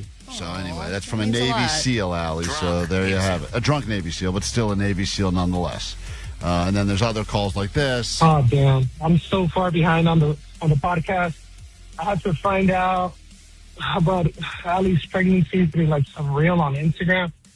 Allie, I love you so much. I'm so sorry that happened. I'm just so sorry. I love you. Please be safe and take care of yourself. Yeah, a lot of people that weren't aware of the show yesterday just saw some posts and they go, "Did Allie die?" And we go, "No, Allie didn't die. She's still here." Well, that would get clicks. Yeah, then the Navy SEAL would maybe cry. So anyway, but we're back together again, and we got lots to get into this hour. So another Navy SEAL on the text line, Allie. I also am a Navy SEAL. Listen to your show. Well, thank you all. Wow, tough ass listeners here at K-Rock. Klein Alley Show. Mornings on K-Rock. K-Rock. It's almost that time where we get to your Mom-Fessions. Mother's Day is on Sunday, and moms have to, listen, let's be honest. They got a lot of stuff that they feel that they don't necessarily say. And you can be anonymous if you're a mom, a mom-a-miss, as we like to say around here, and you can share any sort of a Mom-Fession. And maybe that is something that you did, like, oops, I left the kid in the car seat on top of the car and drove off one time, but no harm, no foul. Well, I remember one time after I had my kid, I really needed to pick up some pokey, and getting my kid in and out of the car seat was such a process. And I was like, it's right there. It's right inside. So I just ran in and got it. Left him in the car. I mean... And you're not supposed to do that, but no, you go, but it's a struggle. It's a Mom-Fession right there. Or, things like, sometimes you don't want to take them to the bathroom, and maybe they're not necessarily wearing a diaper, but you say, just go in your pants. I can't do it now. Did you do that? I've done that before. Really? And they're like, are you sure? I'm like, yeah, let it loose. It's fine. Deal with it later. This one time. So if you have any Mom-Fessions you'd like to share with us, we will be awarding our favorites prizes on K-Rock, tickets, etc. And you can start calling now at 800-520-1067.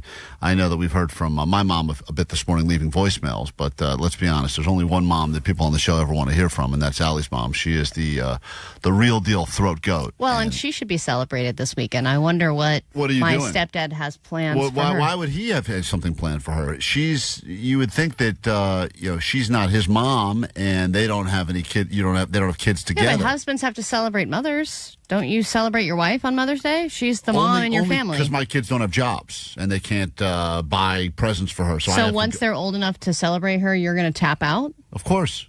Yeah, of course I tap out. Why would I? I think there's a whole section from husband for Mother's Day. Yeah, but once again, that's the greeting card company. I got one for my wife. A card for my wife. Yes, because she's that's weird because there's two moms in your house, so I can't. We don't really get to rest on Mother's Day because there's no one really making. We're just going to take turns making each other breakfast. Like, what are we going to? I thought last year you opted for Father's Day because there's better stuff. I know, but then Mother's Day comes around and I'm like, oh. Oh, so you want that too? Does she get you a card also? Or no? I don't know. I don't know if we really even did anything last year for Mother's Day. I think we're going to go to the beach or something, which is like doing something that we all enjoy, but not necessarily a break at all. Yeah, because I know that I was asking my wife what she wanted to do on Sunday, and she's like, just take the girls out of the house for a few hours. And I was like with you too? And she's like, no. No, I don't want to be with my children. So she just wants me to bring them somewhere. And then I was like, that's kind of cold. And she's like, well, all you want to do is go play golf all day on Father's Day. I'm like, yeah, but that's because you're supposed to do that. there's no moms aren't supposed to want to be alone. Yeah, but it depends. Like, my wife actually had offered to go up to the Bay Area with our kid and just leave me alone for the weekend. That's amazing. And I said, no, I would rather be with my family. But I think that's the thing that what people really want versus what they tell us we want. Like, I think what people really want is to be left alone, or they want like some just like time. I want both. I want to have me time, and then I want to be with my family or my kid. This is, we're going to get to these calls after the break. I just want to get a sense of where we're at now in the first batch of Mom-Fessions that are coming through. And you can be totally anonymous at 800-520-1067. We'll come back with these in a moment. But what is your Mom-Fession, Giovanna? Hi, good morning. Good morning. When my daughter was a baby, she was probably like 8 months or so, we were playing on the floor of our apartment, and there was a cockroach approaching us. And so I lifted her up and smashed it with her butt. And I still haven't told her till this day. She's 8 years old now. You smashed a cockroach, but you used your kid to smash the cockroach? Right, correct. Right. Okay. Did it work?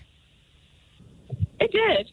It's hard really? because I feel like cockroaches, it's impossible to kill those things. They're almost unsmashable. I mean, I've hit them so hard before with things, and then the thing. No, probably crawled up her butt, still in there. It's probably still in there. Yeah, it's definitely not dead. Your kid is half cockroach now.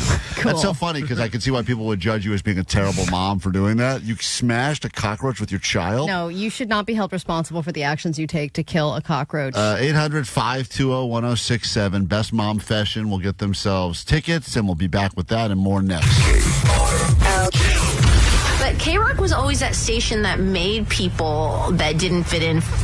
All week on KROQ. Win a trip to see No Doubt at Sphere Las Vegas. There's a reason why it's called World Famous, guys.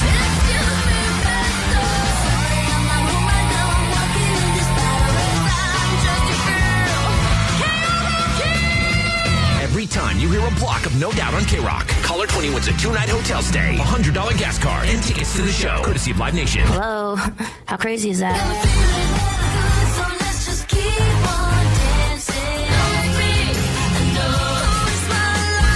Keep it on KROQ to win. KROQ is our home. KROQ.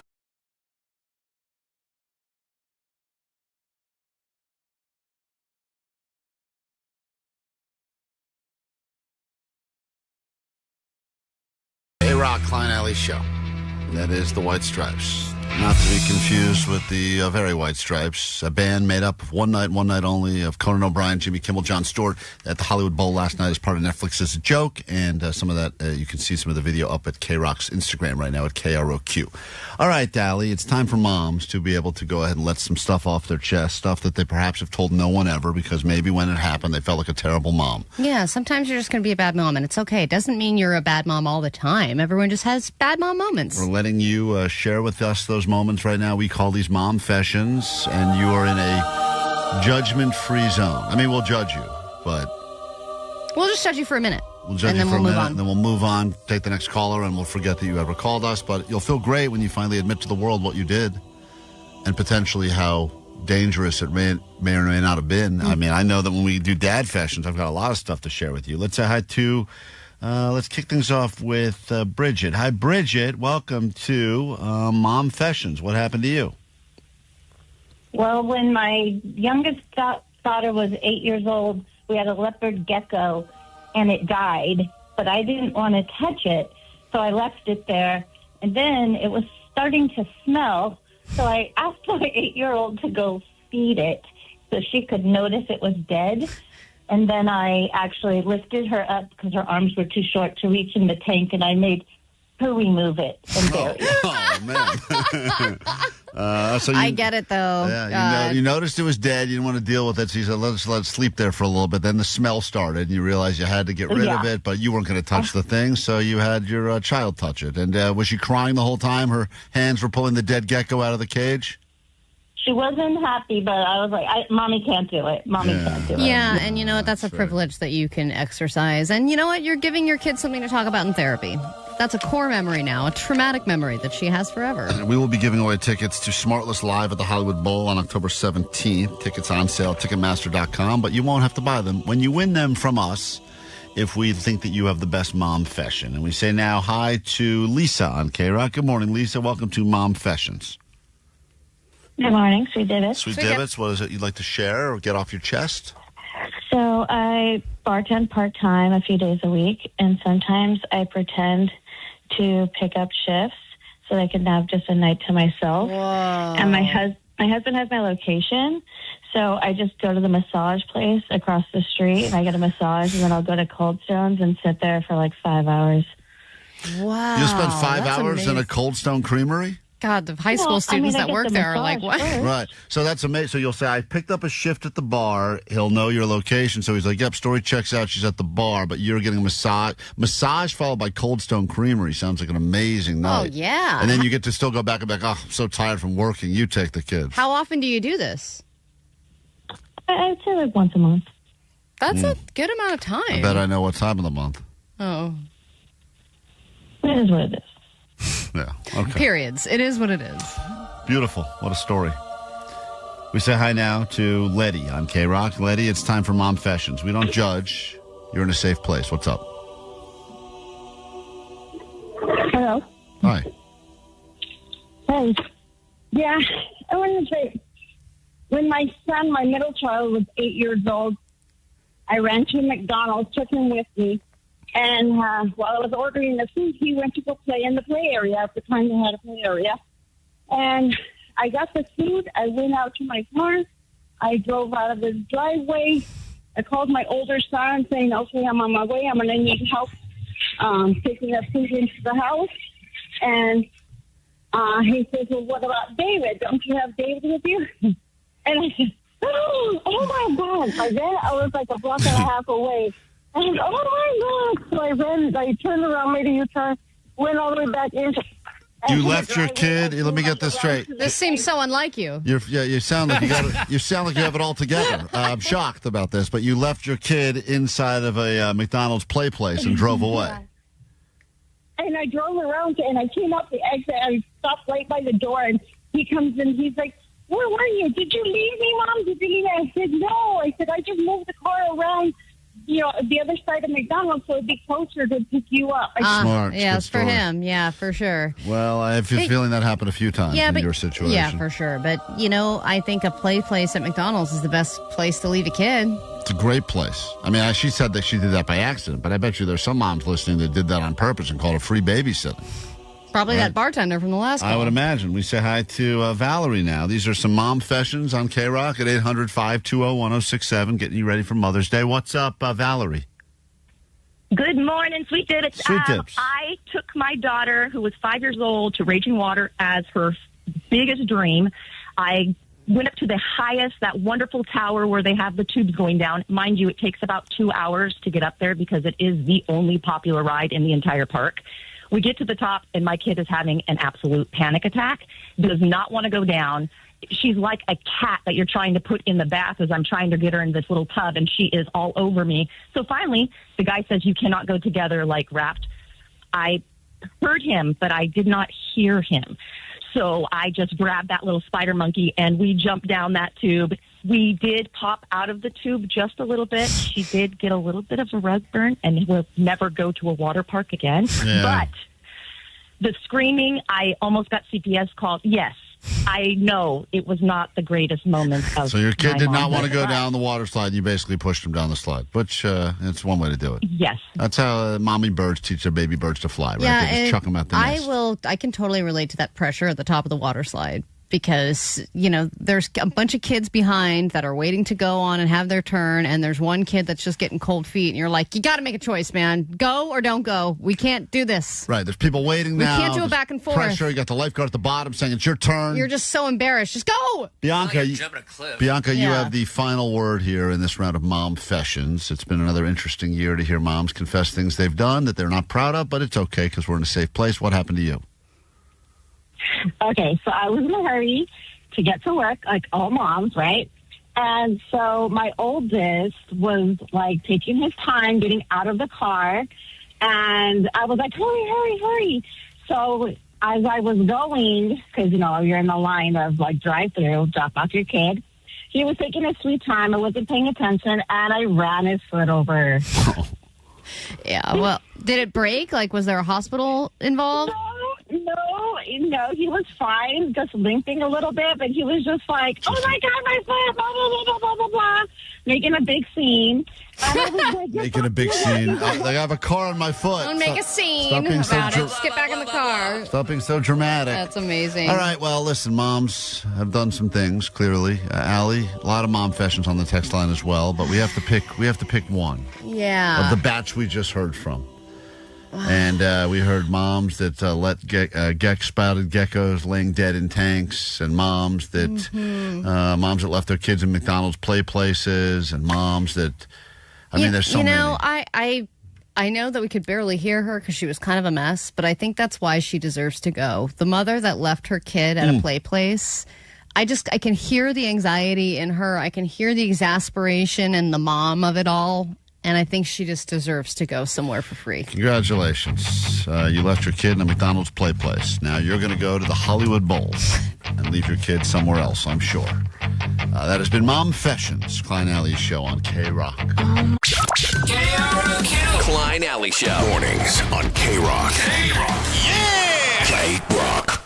Yesterday, we listened to an angry woman because she was at the In-N-Out drive-thru, and the person in front of her, I guess, had ordered the fries well done, and then she got a few of the remaining well-done fries, and it led to this entire argument as to what is better. Are you a sogger? Allie claims she's a sogger. She likes the soggy fries. Day one slogger. Some people like them well done. Someone didn't even know that was a possibility. We get so many calls about this. I didn't realize even more calls than Allie's womb. We got calls about this. Okay, so I want to chime in on the fries thing that was just talked about. Like, I feel like it depends on where you go. The real secret is you got to go to Chick-fil-A because they know how to do it. Or if you just want to be sad and depressed, then you just go to Arby's because while their curly fries can be good, it just makes you feel depressed. Sweet divots. So I do agree that they got great curly fries at Arby's, but I wouldn't know what they would be like well done. I think those are probably cooked at the right consistency, but yes, there is a sadness to that. I don't like curly fries. Well, see, once again, you've got a lot of terrible food takes. Dude, yeah, curly fries are great. This person claims that after hearing our show yesterday, they were able to go to In-N-Out and try for the first time ever the fries well done. They said it changed everything, and that's the point. Is that a lot of people that are on that team, they agree it makes everything better once you learn about that. And Allie once again stands by the fact that she's a sogger. Well, I didn't even know you could order them light, apparently. You could order them more soggy. Well, there's apparently a half and half way to do it, too, that some people are doing, too. But hold on one second. I got to find this guy. What are you looking for? There it is. This guy was so excited about this. Hey, thanks for reporting on the In-N-Out fries.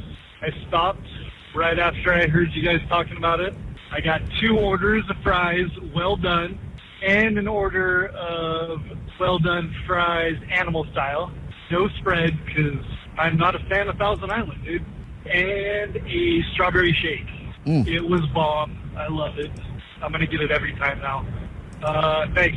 I got gas. So that guy is... Yeah, you do. You sure do. You think you had gas then when you left the message. My Lord. So a lot of people making dietary changes after listening to the show. I'm glad we're influencing your food decisions. That's great. This is called Self-Aware. Temper City on KROQ. Klein Alley Show. The Lakers need to climb out of a bit of a hole right now. 0-2 start right now against the Thunder. And apparently the refs are... Yeah, look, I know it's very easy for when your team loses to be like, oh, the refs, they screwed everything up. But if you watched any of the game yesterday, and it seems like the series, I don't know. I understand why people hate L.A. They hate LeBron for different reasons, but I understand why people think that the NBA is rigged. Yeah. That's, you know. Was it really that obvious yesterday? I didn't watch Terribly 1 minute of obvious. the game. Ridiculously Whatever, obvious. man. Without Luka, you got no shot. You're done, son.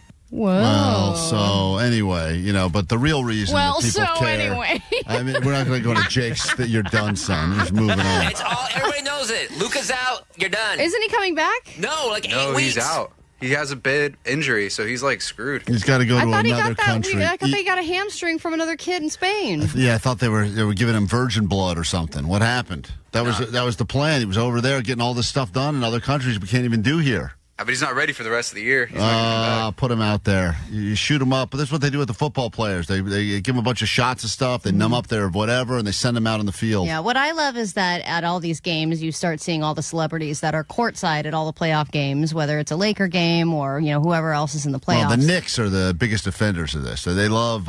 You can't even. Well, and they're doing well. I think they're 2-0 on yes, their and they love run. showing all the famous people that are at the Knicks games. They love it. Yeah. Die-hard fans like Timothy Chalamet here with Kylie Jenner, Ben Stiller, Die Hard, Tracy Morgan, Die Hard. Jay-Z is here today. Fat Joe's here all the time. Fat Joe's here all the time. They make it sound like he's not even watching the game. He's just eating at the concession stands. Yeah, he's just right there. Hey, he is the I'm from New York. There he is, Fat Joe. Fat Joe. From the home of the terrorists. Yes, I'm from New York.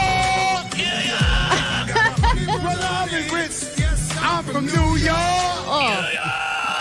That's unbelievable remix right there. That's They started with Chalamet and ended with Fat Joe. The great Fat Joe, always there. So there you have it. We will get into your ADD news after this quick break. A brand new hour of the show. Gen Wars, chance for you to win some bragging rights for your generation and walk into the weekend with a prize.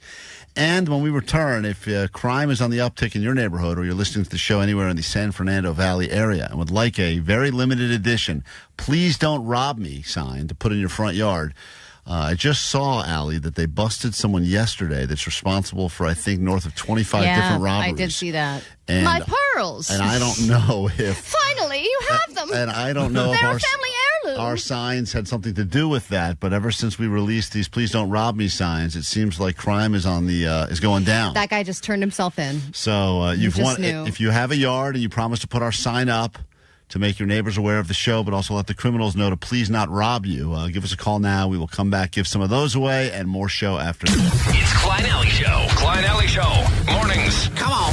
KROQ.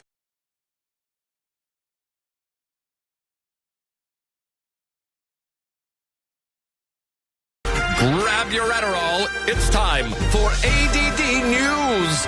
Disneyland is always switching things up, updating their rides, refurbishing things, etc. But if it seems like it's happening more lately, you're not going crazy. Disney did pledge to spend way more money on their rides this year, investing in making them more efficient, updating them, making it so that they don't break down so often. Didn't they add a verse to the It's a Small World ride just to make that feel even longer? Well, they want to make it more and more inclusive to the point where they include everyone so much that you never get out of the more ride. Inclusive? It's the whole world. It's everyone ever. They don't have... I don't think Kazakhstan's on there. Yeah, it's the thing. You're like, what about this language? There's hundreds of different countries and languages out Gotta there. include them all. You got to include everybody. It feels like there's enough in that ride. It really, that ride, they could chase you, and I get it. Not everyone goes on that. It's a classic, and I like it just because it's a great opportunity to catch up on emails on my phone. Well, and it's like you're just in a boat for like 20 minutes. Right. It's They a should nice- include this lyric, though. Hear maracas, you better run. That's right. Put that in Is there. that the verse they added? That's the verse. Whatever culture that is. That ride's funny because they obviously went in order of like, here's this side of the world to the other. but then they start sprinkling everything in afterwards because they can't redo everything in chronological order. Right, so then it's like, confusing. and now here's a bunch of random countries. And I'm like, wait, where are we now in the world? I'm confused. Mahjong. So- put it in the ride. It's funny. You go in the boat now. Some of these countries you're going through, I think we're in war with a lot of these countries right now. So first off, they're taking away the gas-powered cars from Autopia. I hate that so much. They're replacing them with the electric ones. I love that ride because it's just such a fumes. mess. Yes, the fumes. Fumes It's all are the about the best. fumes. The fumes are great, and I hope that they pump in the fume And the cars smell. are like shaking. It's like Yeah, totally. Like they could crap out at you at any time. Yeah. The ride is the suckiest of the rides. Oh, In the- it sucks. In the sense that, you're on that track. The track determines everything. You have no power at all in that. No, but I think for an adult it's crappy. I think for the kid it's amazing. Oh my God, my kid is like, I am a driving. Yes, Right. exactly. I am driving a car. But the fumes are for the adults. Yes. And so you Yeah. got to keep the fumes going. So I beg of you, Disney, I know you're going full electric on this, but please keep the fumes coming. Make it fun electric. Like Prius electric is slow acceleration. But then you have those really nice Right, high-powered Rivian electric, Yeah, where it's right. like they will charge and go to 0 to 60 in like 1 second. Yeah. That's the electric that you need to go And they with. still have that padded foam steering wheel there because I guess too many kids were smashing their face when they would bumper to bumper on the car in front of And them. some adults. And some very slow adults. I yes. want to buy one of those gas-powered Autopia cars if they're going to get rid of them. Then they're also going to be changing up the Roger Rabbit ride at Toontown. They're going to be taking away the manual control, so you won't be able to twist and spin yourself around during the ride. That ride, for me, is my least favorite in both parks. I just think it's very throw-uppy. It's very weird, and you can't really tell what's going on, but they said it'll have an auto spin feature instead, and now it's going to allow lap sitting for toddlers so that they can throw up on you, not next to you. Oh, good. Yeah. The Golden Globes are also making some changes. This year, they're going to have some new AI guidelines about movies. So it's not going to be that you can't use AI.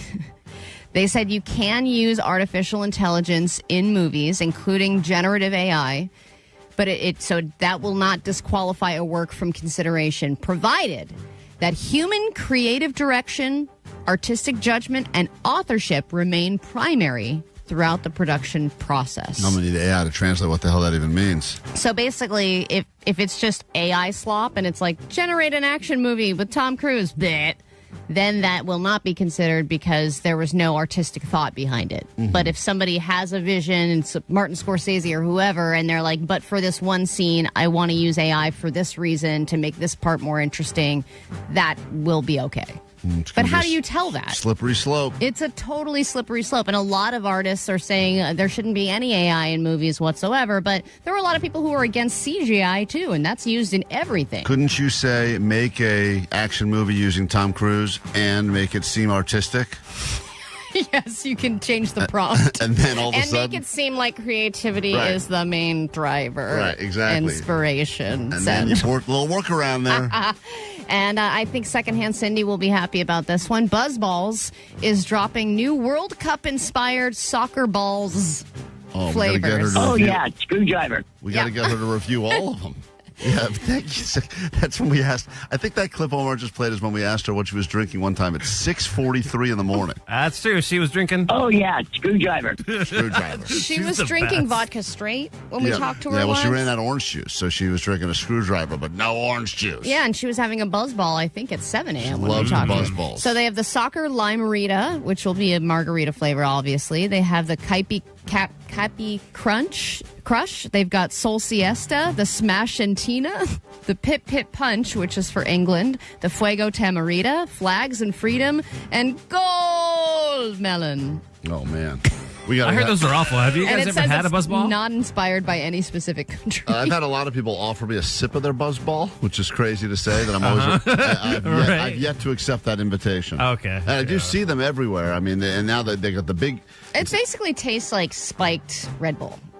Oh, Spiked okay. flavored Red Bull. But, it has like a zingy kind of taste to it. We but- should make it our mission to see if they would actually name a BuzzBall after Secondhand Cindy. I feel like that would be the ultimate honor for her. Like some people like to have a street named after them. If we could get a BuzzBall inspired Secondhand Cindy flavor, maybe You just screwdriver feel- flavor. Yeah, you feel cool holding a buzzball because it's like you're holding a grenade. Yeah.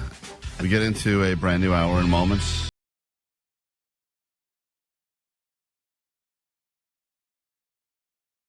It's Klein Alley Show. 106.7 96.7 KROQ FM in HD Pasadena, Los Angeles, Orange County. The sonic pulse of Los Angeles. This is the world famous K-Rock. Thank God it's Friday! Oh, yeah. Welcome to your weekend. It's K-Rock. We are Klein Alley Show. It's been an eventful week. Emotional roller coaster of ups and downs and day drinking, shot roulettes, and then other shots. And Allie, sadly, does not have to jab herself in the ass today, which I guess is a good thing. I wanted to ask you, Allie, not that I want to spend so much more time bringing this up because I know that it's hard for you, but do you blame Jake? A lot of people said that potentially that first shot that Jake butchered so badly. Oh, yeah. Everyone knows that the first shot sets the tone for that IVF cycle, and Jake messed that whole part up. Oh, that's your fault. You had me go first. Do you blame that this failed attempt, the IVF, didn't go well? Do you blame that on Jake? I think of his the stress from that shot going wrong and the lumpy ass and the bruising, it really was hard emotionally on me. Mm-hmm. And they say when you're stressed, that's when it doesn't work. Yeah, well, sucks to suck. Oh, man. Jake! Jake. Bad shit. Jake, bad Jake. What, Vanessa, are you eating? Yeah. And what are you eating? I'm eating peanuts. Okay. I actually had some out there. She's trying to build up that tolerance so she can get one of the allergies like her classmates have. Yes. She's got to eat the bombas. Eating the bombas right now, getting ready to go. This hour on the show, Gen Wars will be back. We got the box of shame to dig into in a moment, so one of us will have to share a deep, dark, and very shameful secret. And then we'll give you everything else that we forgot to hand you throughout the week as we get ready for the weekend. Do you feel bad for peanut butter? I do. Peanut butter is delicious, and it's banned from every school and every classroom now because of the nut allergies. Yeah, but it's interesting because it was a very generational thing because most people that, I would say 30s, I would say even 20s, 30s, 40s, don't really have peanut allergies at all. But then it hit a whole group of people that are younger, and then it has affected like an entire school. I mean, yeah, I think at a lot of the schools and classes my kids have gone to. Oh my God, the amount of signs on our schools' windows and doors. We are a nut-free zone. I mean, even by the way, just the question some of my kids' friends will ask me when I give them food. They're like, "Was this processed in a nut facility?" And I'm like, I don't know. I think so. Shut up and eat a cashew. Yeah, I don't know what's what anymore, but everyone's got to put the warnings on because. Sadly, if you know the kid that, has the allergy. A real peanut allergy, which I get. They're the ones that if they go within 50 yards of a peanut, I think their heart just stops But or I mean, something. peanut butter and jelly sandwich is the best sandwich. It's the best sandwich for every generation and every age. It's not only great for the kids that enjoy eating it, it's great for the parents that have to eat the rest of it. But also that are too lazy to actually make any food. Or make a real sandwich. Right. That's the idea, is that when you have nothing in your fridge, I mean, when your fridge looks like Jake's and it's just water and beans. You can pull together a peanut butter and jelly sandwich. And Jake's kids, good thing it doesn't happen because they would be bringing those mustard sandwiches to school. Mustard's allowed. Yeah, that's right. There's no rules against the mustard sandwich. That's just an allergy to good parenting. Almost taste the meat. This is a new song from Sublime that they world premiered on our show. It's called Until the Sun Explodes. And then we dig into the box of shame after this on K-Rock. KROQ. Klein Alley Show. Mornings on K-Rock. Yeah! K-Rock. K-Rock, Klein Alley Show. The box of shame has been brought into the K-Rock studios, so we will dig in there in a moment and ruin one of our weekends. But first, as we get you ready for Mother's Day weekend, we've been cleaning out some of the many, many voicemails I've received from my mom, pocket dials or random voicemails. And here's another one for you. Hey, well, I hope you and Sienna got out of the bathroom yesterday. If not, we'll call and try to get a locksmith for you. Otherwise, give us a call when you can. Bye. Don't know what that's about. Didn't even hear that message until right now because she's one of the few people that still leaves voice. That's the most amazing thing about listening to these. These are the first time I've heard these voicemails. I have 600 voicemails in my phone. I don't listen to them anymore. Perhaps even better than that, though, is that she feels the need to tell you it's mom. Right. Oh, does she do that every time? I think so. Oh, yeah. Hey, well, I hope you and Sienna got out of the bathroom No, But some of the other ones, it's like, hey, it's mom. It's mom. I think she does say, hold on. If not... Oh, it's mom. But the other ones, she has said that. Yeah, she does like to tell me who it is in case I wouldn't know. Hey, Kev, it's Mom. Yeah. Okay, that's right. Really? Oh, thank God. Oh, you're not the solar guy? That's crazy. Identify yourself accordingly. Happy Mother's Day to all the moms out there. Hopefully you have a relaxing weekend. Let's go ahead and dig in to this, your box of shame. It's never fun for someone, but our deepest, darkest, most shameful secrets have all been put inside this box, and we pull one out at random, and that person must defend their actions. It's time for your box of shame. The box shame. Shame. Shame. Shame. Oh, that was quick. All right, this Pick person. one quick. Yeah, I just grabbed it. I feel like that was right on the top there. I took one that was on the top. I didn't want to dig deep because usually when I dig deep, it's always me. Yeah. This person feels bad, but they have been celebrating the death of a dog. It's got to be Vanessa, right? It's not me. Vanessa, go ahead. Is this you, Vanessa? Guys, I'm never sharing animal stories ever. This is actually not Vanessa's handwriting, but it is Thank girl you. handwriting. Because it's not in crayon? It's not in crayon. It's a picture of a dog. Not out of a coloring book. Is this you, Ellie? That is, God, I'm You don't even have surprised. you don't even have a dog. No, I don't. And I do love dogs. I was a dog walker for a while. You used to rub cream on a dog's vulva I for used to years. give dog shots. I used to brush their teeth. I used to have to rub cream on a dog's vulva every morning and every night. Didn't have to. That was just a bonus service It was just you a provided. perk I offered. But this, I can't believe this already got picked. I added that story this week because this it's just right on, happened. It was right on top. Yeah. So my in-laws have a dog, had a dog that they adopted maybe 5 years ago. This dog, when they got it, was like a poodle mix or something. And they named him Jasper. And he was a little white dog, and he was quiet, sweet. And then a week later, he turned into the world's most possessive and annoying dog that you have ever met. And I do like dogs, but this dog was a nightmare too. If we ever visited, Like growled at you, showed teeth. oh, bit my kid. Oh, really? Yeah, bit my kid, is so possessive of my mother-in-law that you can't even be around her in the house. I mean, the dog just sits there and barks at you, and then it starts the whole cacophony of Jasper, stop it, All right. Jasper, Jasper, but you sit down, Jasper. Okay, I'm gonna get the leash. Hold on, look at the leash. He's better with the leash, and then he's not better with the leash, and then it's just a process to the point where we have stopped staying there because this dog is such a problem. And they don't do anything to train the dog or fix the issue. The dog pees in the house. It's just chaos. The dog from hell. Has it been like worse than Omar's dog?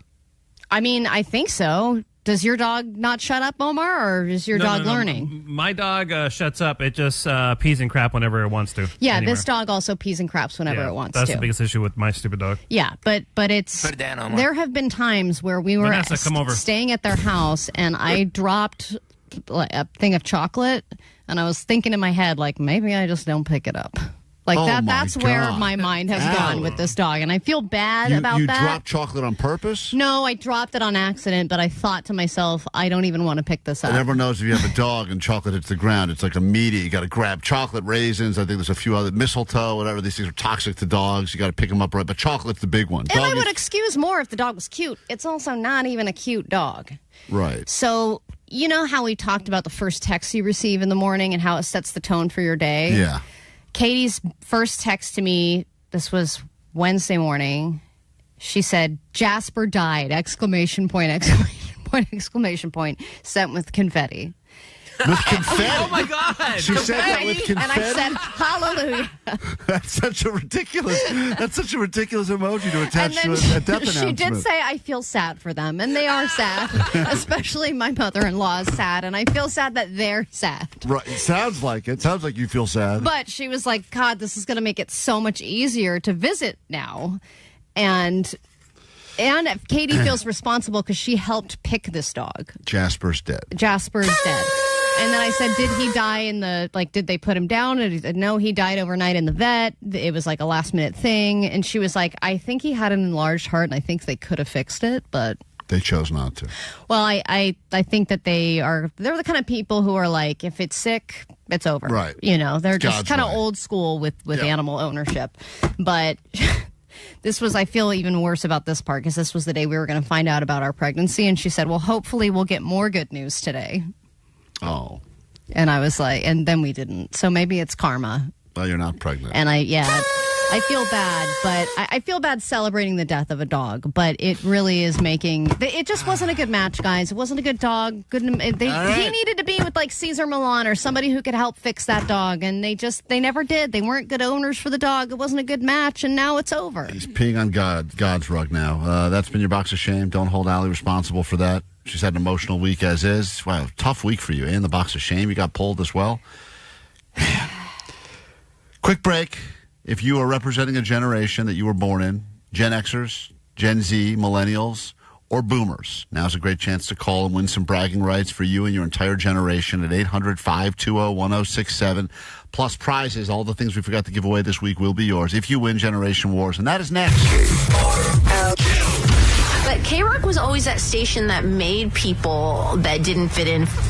All week on KROQ. Win a trip to see No Doubt at Sphere, Las Vegas. There's a reason why it's called world famous, guys.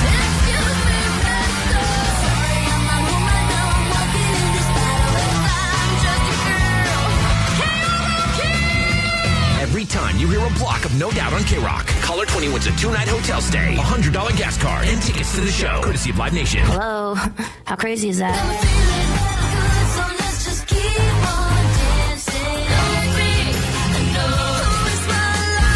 Keep it on KROQ to win. KROQ is our home. KROQ.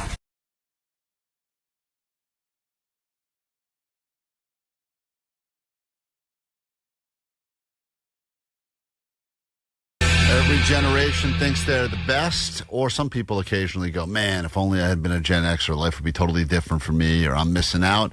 Although, let's be honest, Gen Z thinks they're better than everyone. And if you are in Gen Z and you want to prove it, you can call us now at 800-520-1067. Officially, Gen Z means that you were born sometime around Postmaster Johnny, which I think was right around 9/11. I think that makes you Gen Z. Yeah, Gen Z is, let me see, I have these. 1997 to 2012. 97 to 2012, and congratulations, you are officially a Gen Zer, and if you would like to answer questions and prove that you're the best generation, you'll have to battle representatives waiting on the phone right now from Gen X, from Boomer, and from Millennial, as we welcome you to a brand new round of Generation Wars. Hit it. Generation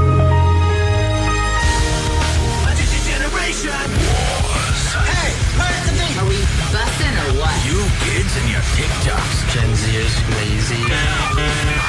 Generation Wars.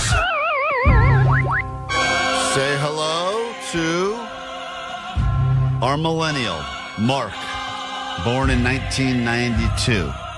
So Millennial that he loves drinking iced coffee. Good morning, Mark Millennial, and welcome to KROQ.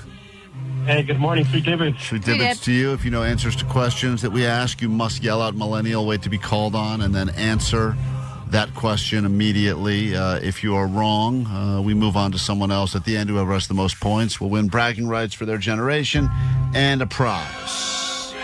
We say hi to our representation from Gen X, born in 1975.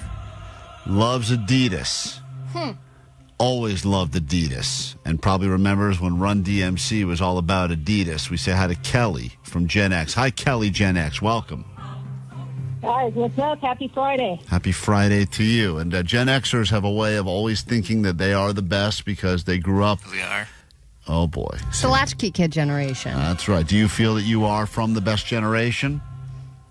I know I'm from the best generation. Okay. Chance to prove it now. Born in 75. We say good morning now to our representation from the generation known as the Boomer. This is Gene, who cannot figure out how to take their phone off of Bluetooth for the game. And that is the most Boomer thing ever. Good morning, Gene, and welcome to KROQ.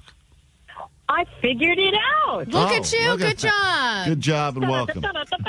Just turn your Bluetooth off. And if you are know the answers to the questions, you must yell out Boomer. And finally, from Gen Z, born in 2007, this is Aubrey, addicted to YouTube Shorts. Any show over 11 seconds, she's lost interest in. Good morning, Aubrey. Good morning. Happy to be here. Thank you for being here, and thank you for trying to win this for Gen Z. They don't win often, but when they do, it's a big moment. So here we go.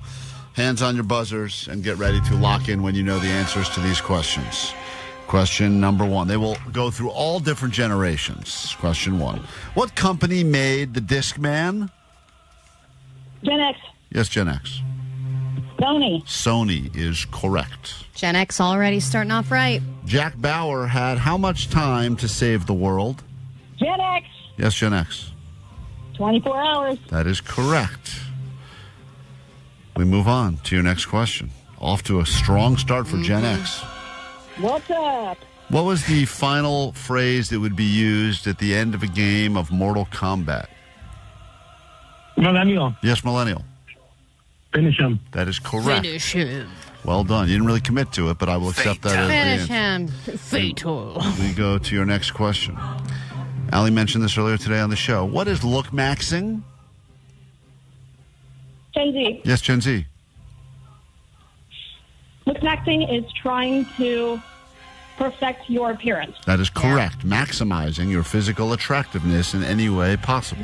Chiseling that jaw with injections. Sizzle up or use that tape. People do a lot of face taping these days. So much tape. Go to question number 5. And by the way, this is turning into an interesting battle now. Boomer, is your Bluetooth working? We haven't heard from you yet. Are you still there? I'm still here. Okay. I've never heard of all these weird these things, so unfortunately. You haven't heard of one thing we've talked about? A Walkman? Including Walkman? This is all new to you? Oh, I don't see. I never paid attention to who made it. It was Got just it. like, give it to the kids, go away. We move on to our next one. Why would you use a product called Sun-In? Gen X, Yes, Gen X. lighten your hair. That is correct. If you wanted the sun, it was a chemical you'd spray, and apparently the sun would then activate it. It would lighten your hair. Or for millennials, we used to use lemon juice. You ever dye your Put lemon pubes with juice in our Kool-Aid, hair. Allie? No. Oh, well, you haven't lived. You never Kool-Aided your pubes? Or you did? I didn't do it, but in middle school, that was a trend. What it just made them turn red? Yeah. Cool. People. Anyone Try that this weekend. Anyone on the phone ever Kool-Aid your pubes? Or? No, but I did my hair, my head hair. All right. Fair enough. We do things a little differently, I guess, where I'm from. We move on to your next question. It's Generation Wars. Name one character popularized by the Ali G show. No one. Wow, surprise. The name is in the title. Gen X. Yes, Gen X. Ollie G. That's not I fair. won't accept that, though. I was looking for I thought you were passive. Borat or Bruno or any of the Sacha Baron Cohen characters. That's okay. That one missed you guys. We move on to our next one. Guys, what computer operating system launched with the Rolling Stones song Start Me Up? Gen X. Yes, Gen X. Mac. No. Millennial. Yes, Millennial. Microsoft.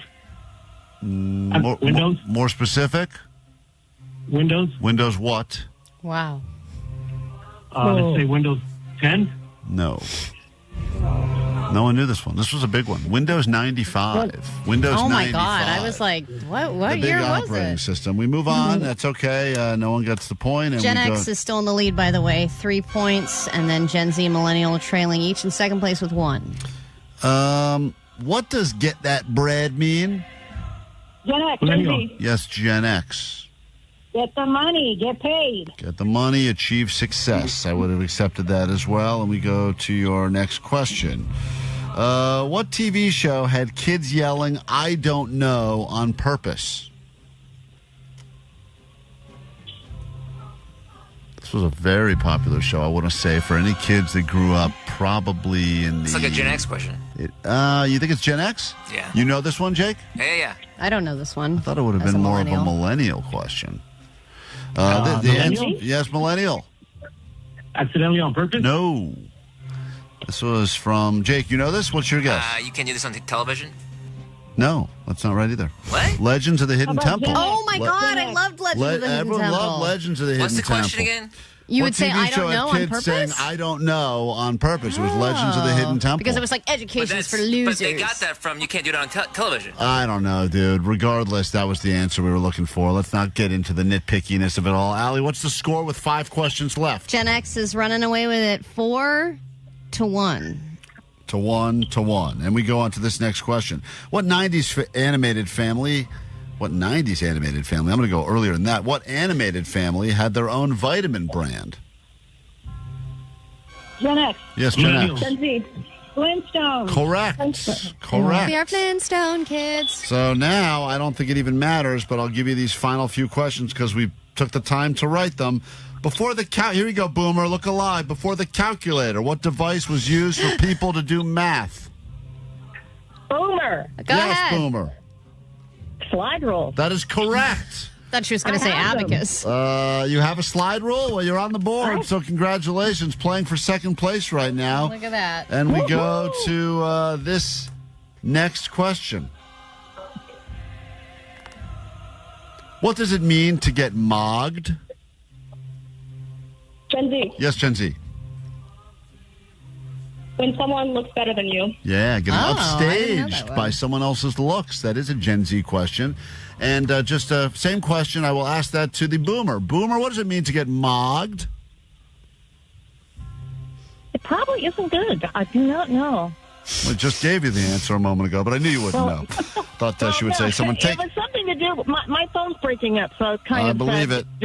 I'm the Boomer. What do you want? I know. I get it. No wonder your mom always calls to let you know that she's available. This is the final question. This popular 80s game involved competitive jousting in an empty pool. This was a very popular game. The answer, skate or die. I don't think I ever saw that. And that is the end of this round of Generation Wars. And Allie, when all is said and done... Yeah, Gen X has won it. I think Gen X has won the last, 3 weeks in a row, I want to say. Gen X, we say goodbye to Millennial, goodbye to Boomer, and goodbye to Gen Z. And congratulations, Kelly, born in 1975. You are a Gen Xer through and through. You're very welcome. You can't do it on television. Originated getting slimed for saying you don't know, or I don't know. All right, well, we were all having a good time, Jake. Well, I just want you to know. It's important. I wish you didn't know sometimes. Oh, God. Jake would never admit he didn't know. Even when he doesn't know. I'm right. Kelly, you've won this Generation Wars. Insignificant. No. Hold on 1 second and congratulations. And pride for all Gen Xers on KROQ. Klein Alley Show. KROQ. K-Rock, Klein Alley Show. Let's get takeaways from today's show. Then we'll officially get out of here and into your weekend. Next week, we're back with all new live shows. Anything we're allowed to say, Vanessa, or is it all top secret? I know we got some announcements and stuff. Top secret. Top secret. All right, well, then come back next week, and we will share with you some of the top secret. We can't talk about the thing at the thing? No, the thing. Or about the other thing? None of the things, but all of the things. Now I'm confused. Now I don't know what we're talking. The thing you mentioned before the show that we're doing next week, we cannot mention that yet, or no? No, I don't think so. I don't think she knows. I don't know either. What about the thing later in the week? The thing later in the week? Yeah. What's the thing later in the week? Oh, the donuts? Yeah. Go for it. Oh, well, whatever. That's not a big deal. Well, we're doing it. Yeah, that's cool. Yeah, next week I think we're going to be at Randy's on Thursday. I was going to meet her crush. Giving you a BF Thursday donut. Ronda Rousey maybe stopping by and getting you ready for that big UFC fight. And it's going to be a great time there, of course, because we'll be giving away free donuts. We love going to the original Randy's in Inglewood and handing out donuts. We did that last time for, I think, that Naked Gun movie.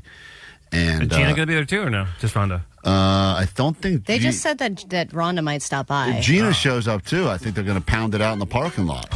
Great. So that could happen as well. That's next Thursday. If you want to come by and start your BF Thursday with a early breakfast dinner donut with us, we'd love you to come for that. They do a food fight leading up to the real fight. That'd be great. That's next week. There's some other stuff. The thing we're giving away Klein, next week. Yeah. Bring a bunch of oil with you, dude. Oil. I'm sure they would appreciate that. I don't need to bring... dude, that's like have oil there, yeah, right? that's the main ingredient in donuts is my oil. God. They This have is right hot in oil. itself. They got hot oil. We got women. This Thursday night, it's the Women And it's Oil Thursday night. Oh, my at the God. Bridge Street Music Hall.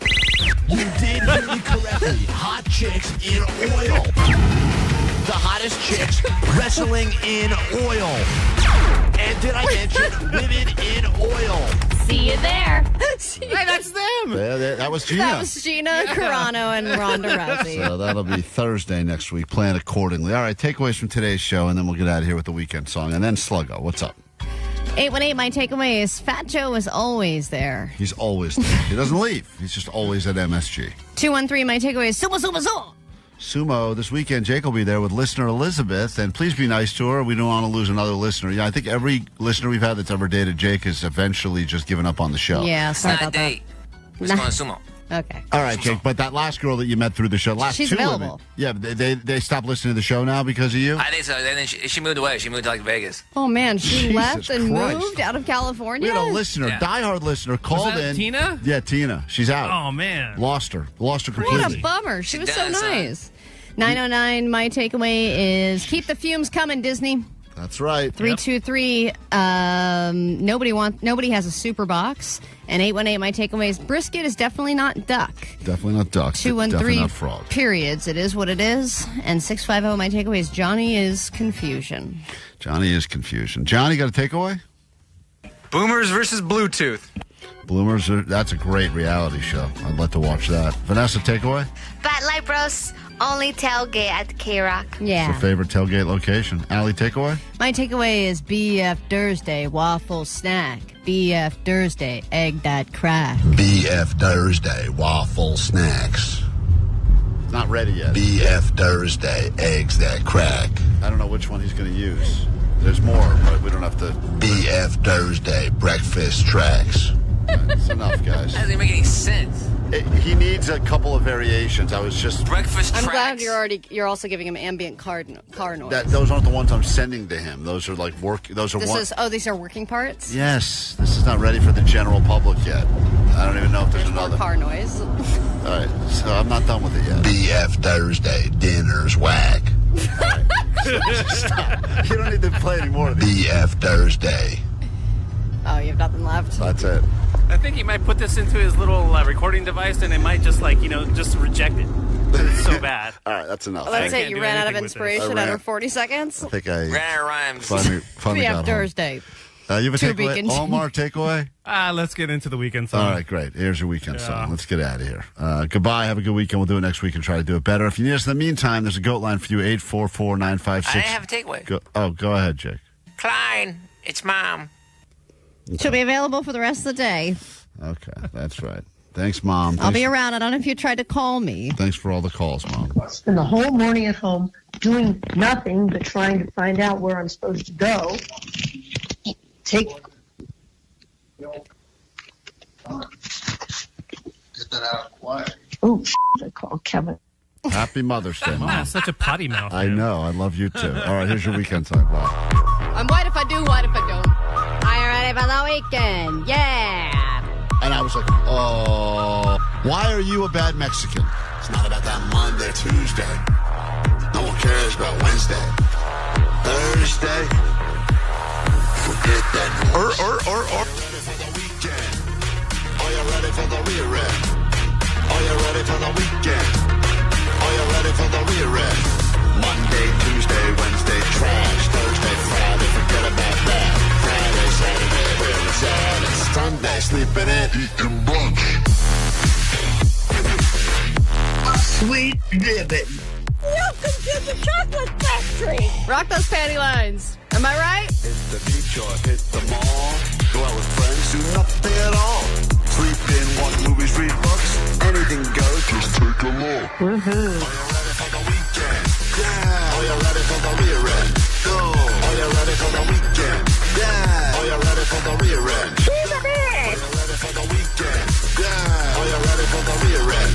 Go. Are you ready for the weekend? Yeah. Are you ready for the rear end? Go. Are you ready for the weekend? Yeah. Are you ready for the rear end? Go. Galileo, Galileo, Galileo, Galileo. Hey, Kev, it's Mom. Klein Alley Show. Klein Alley Show. Klein Alley Show. KROQ.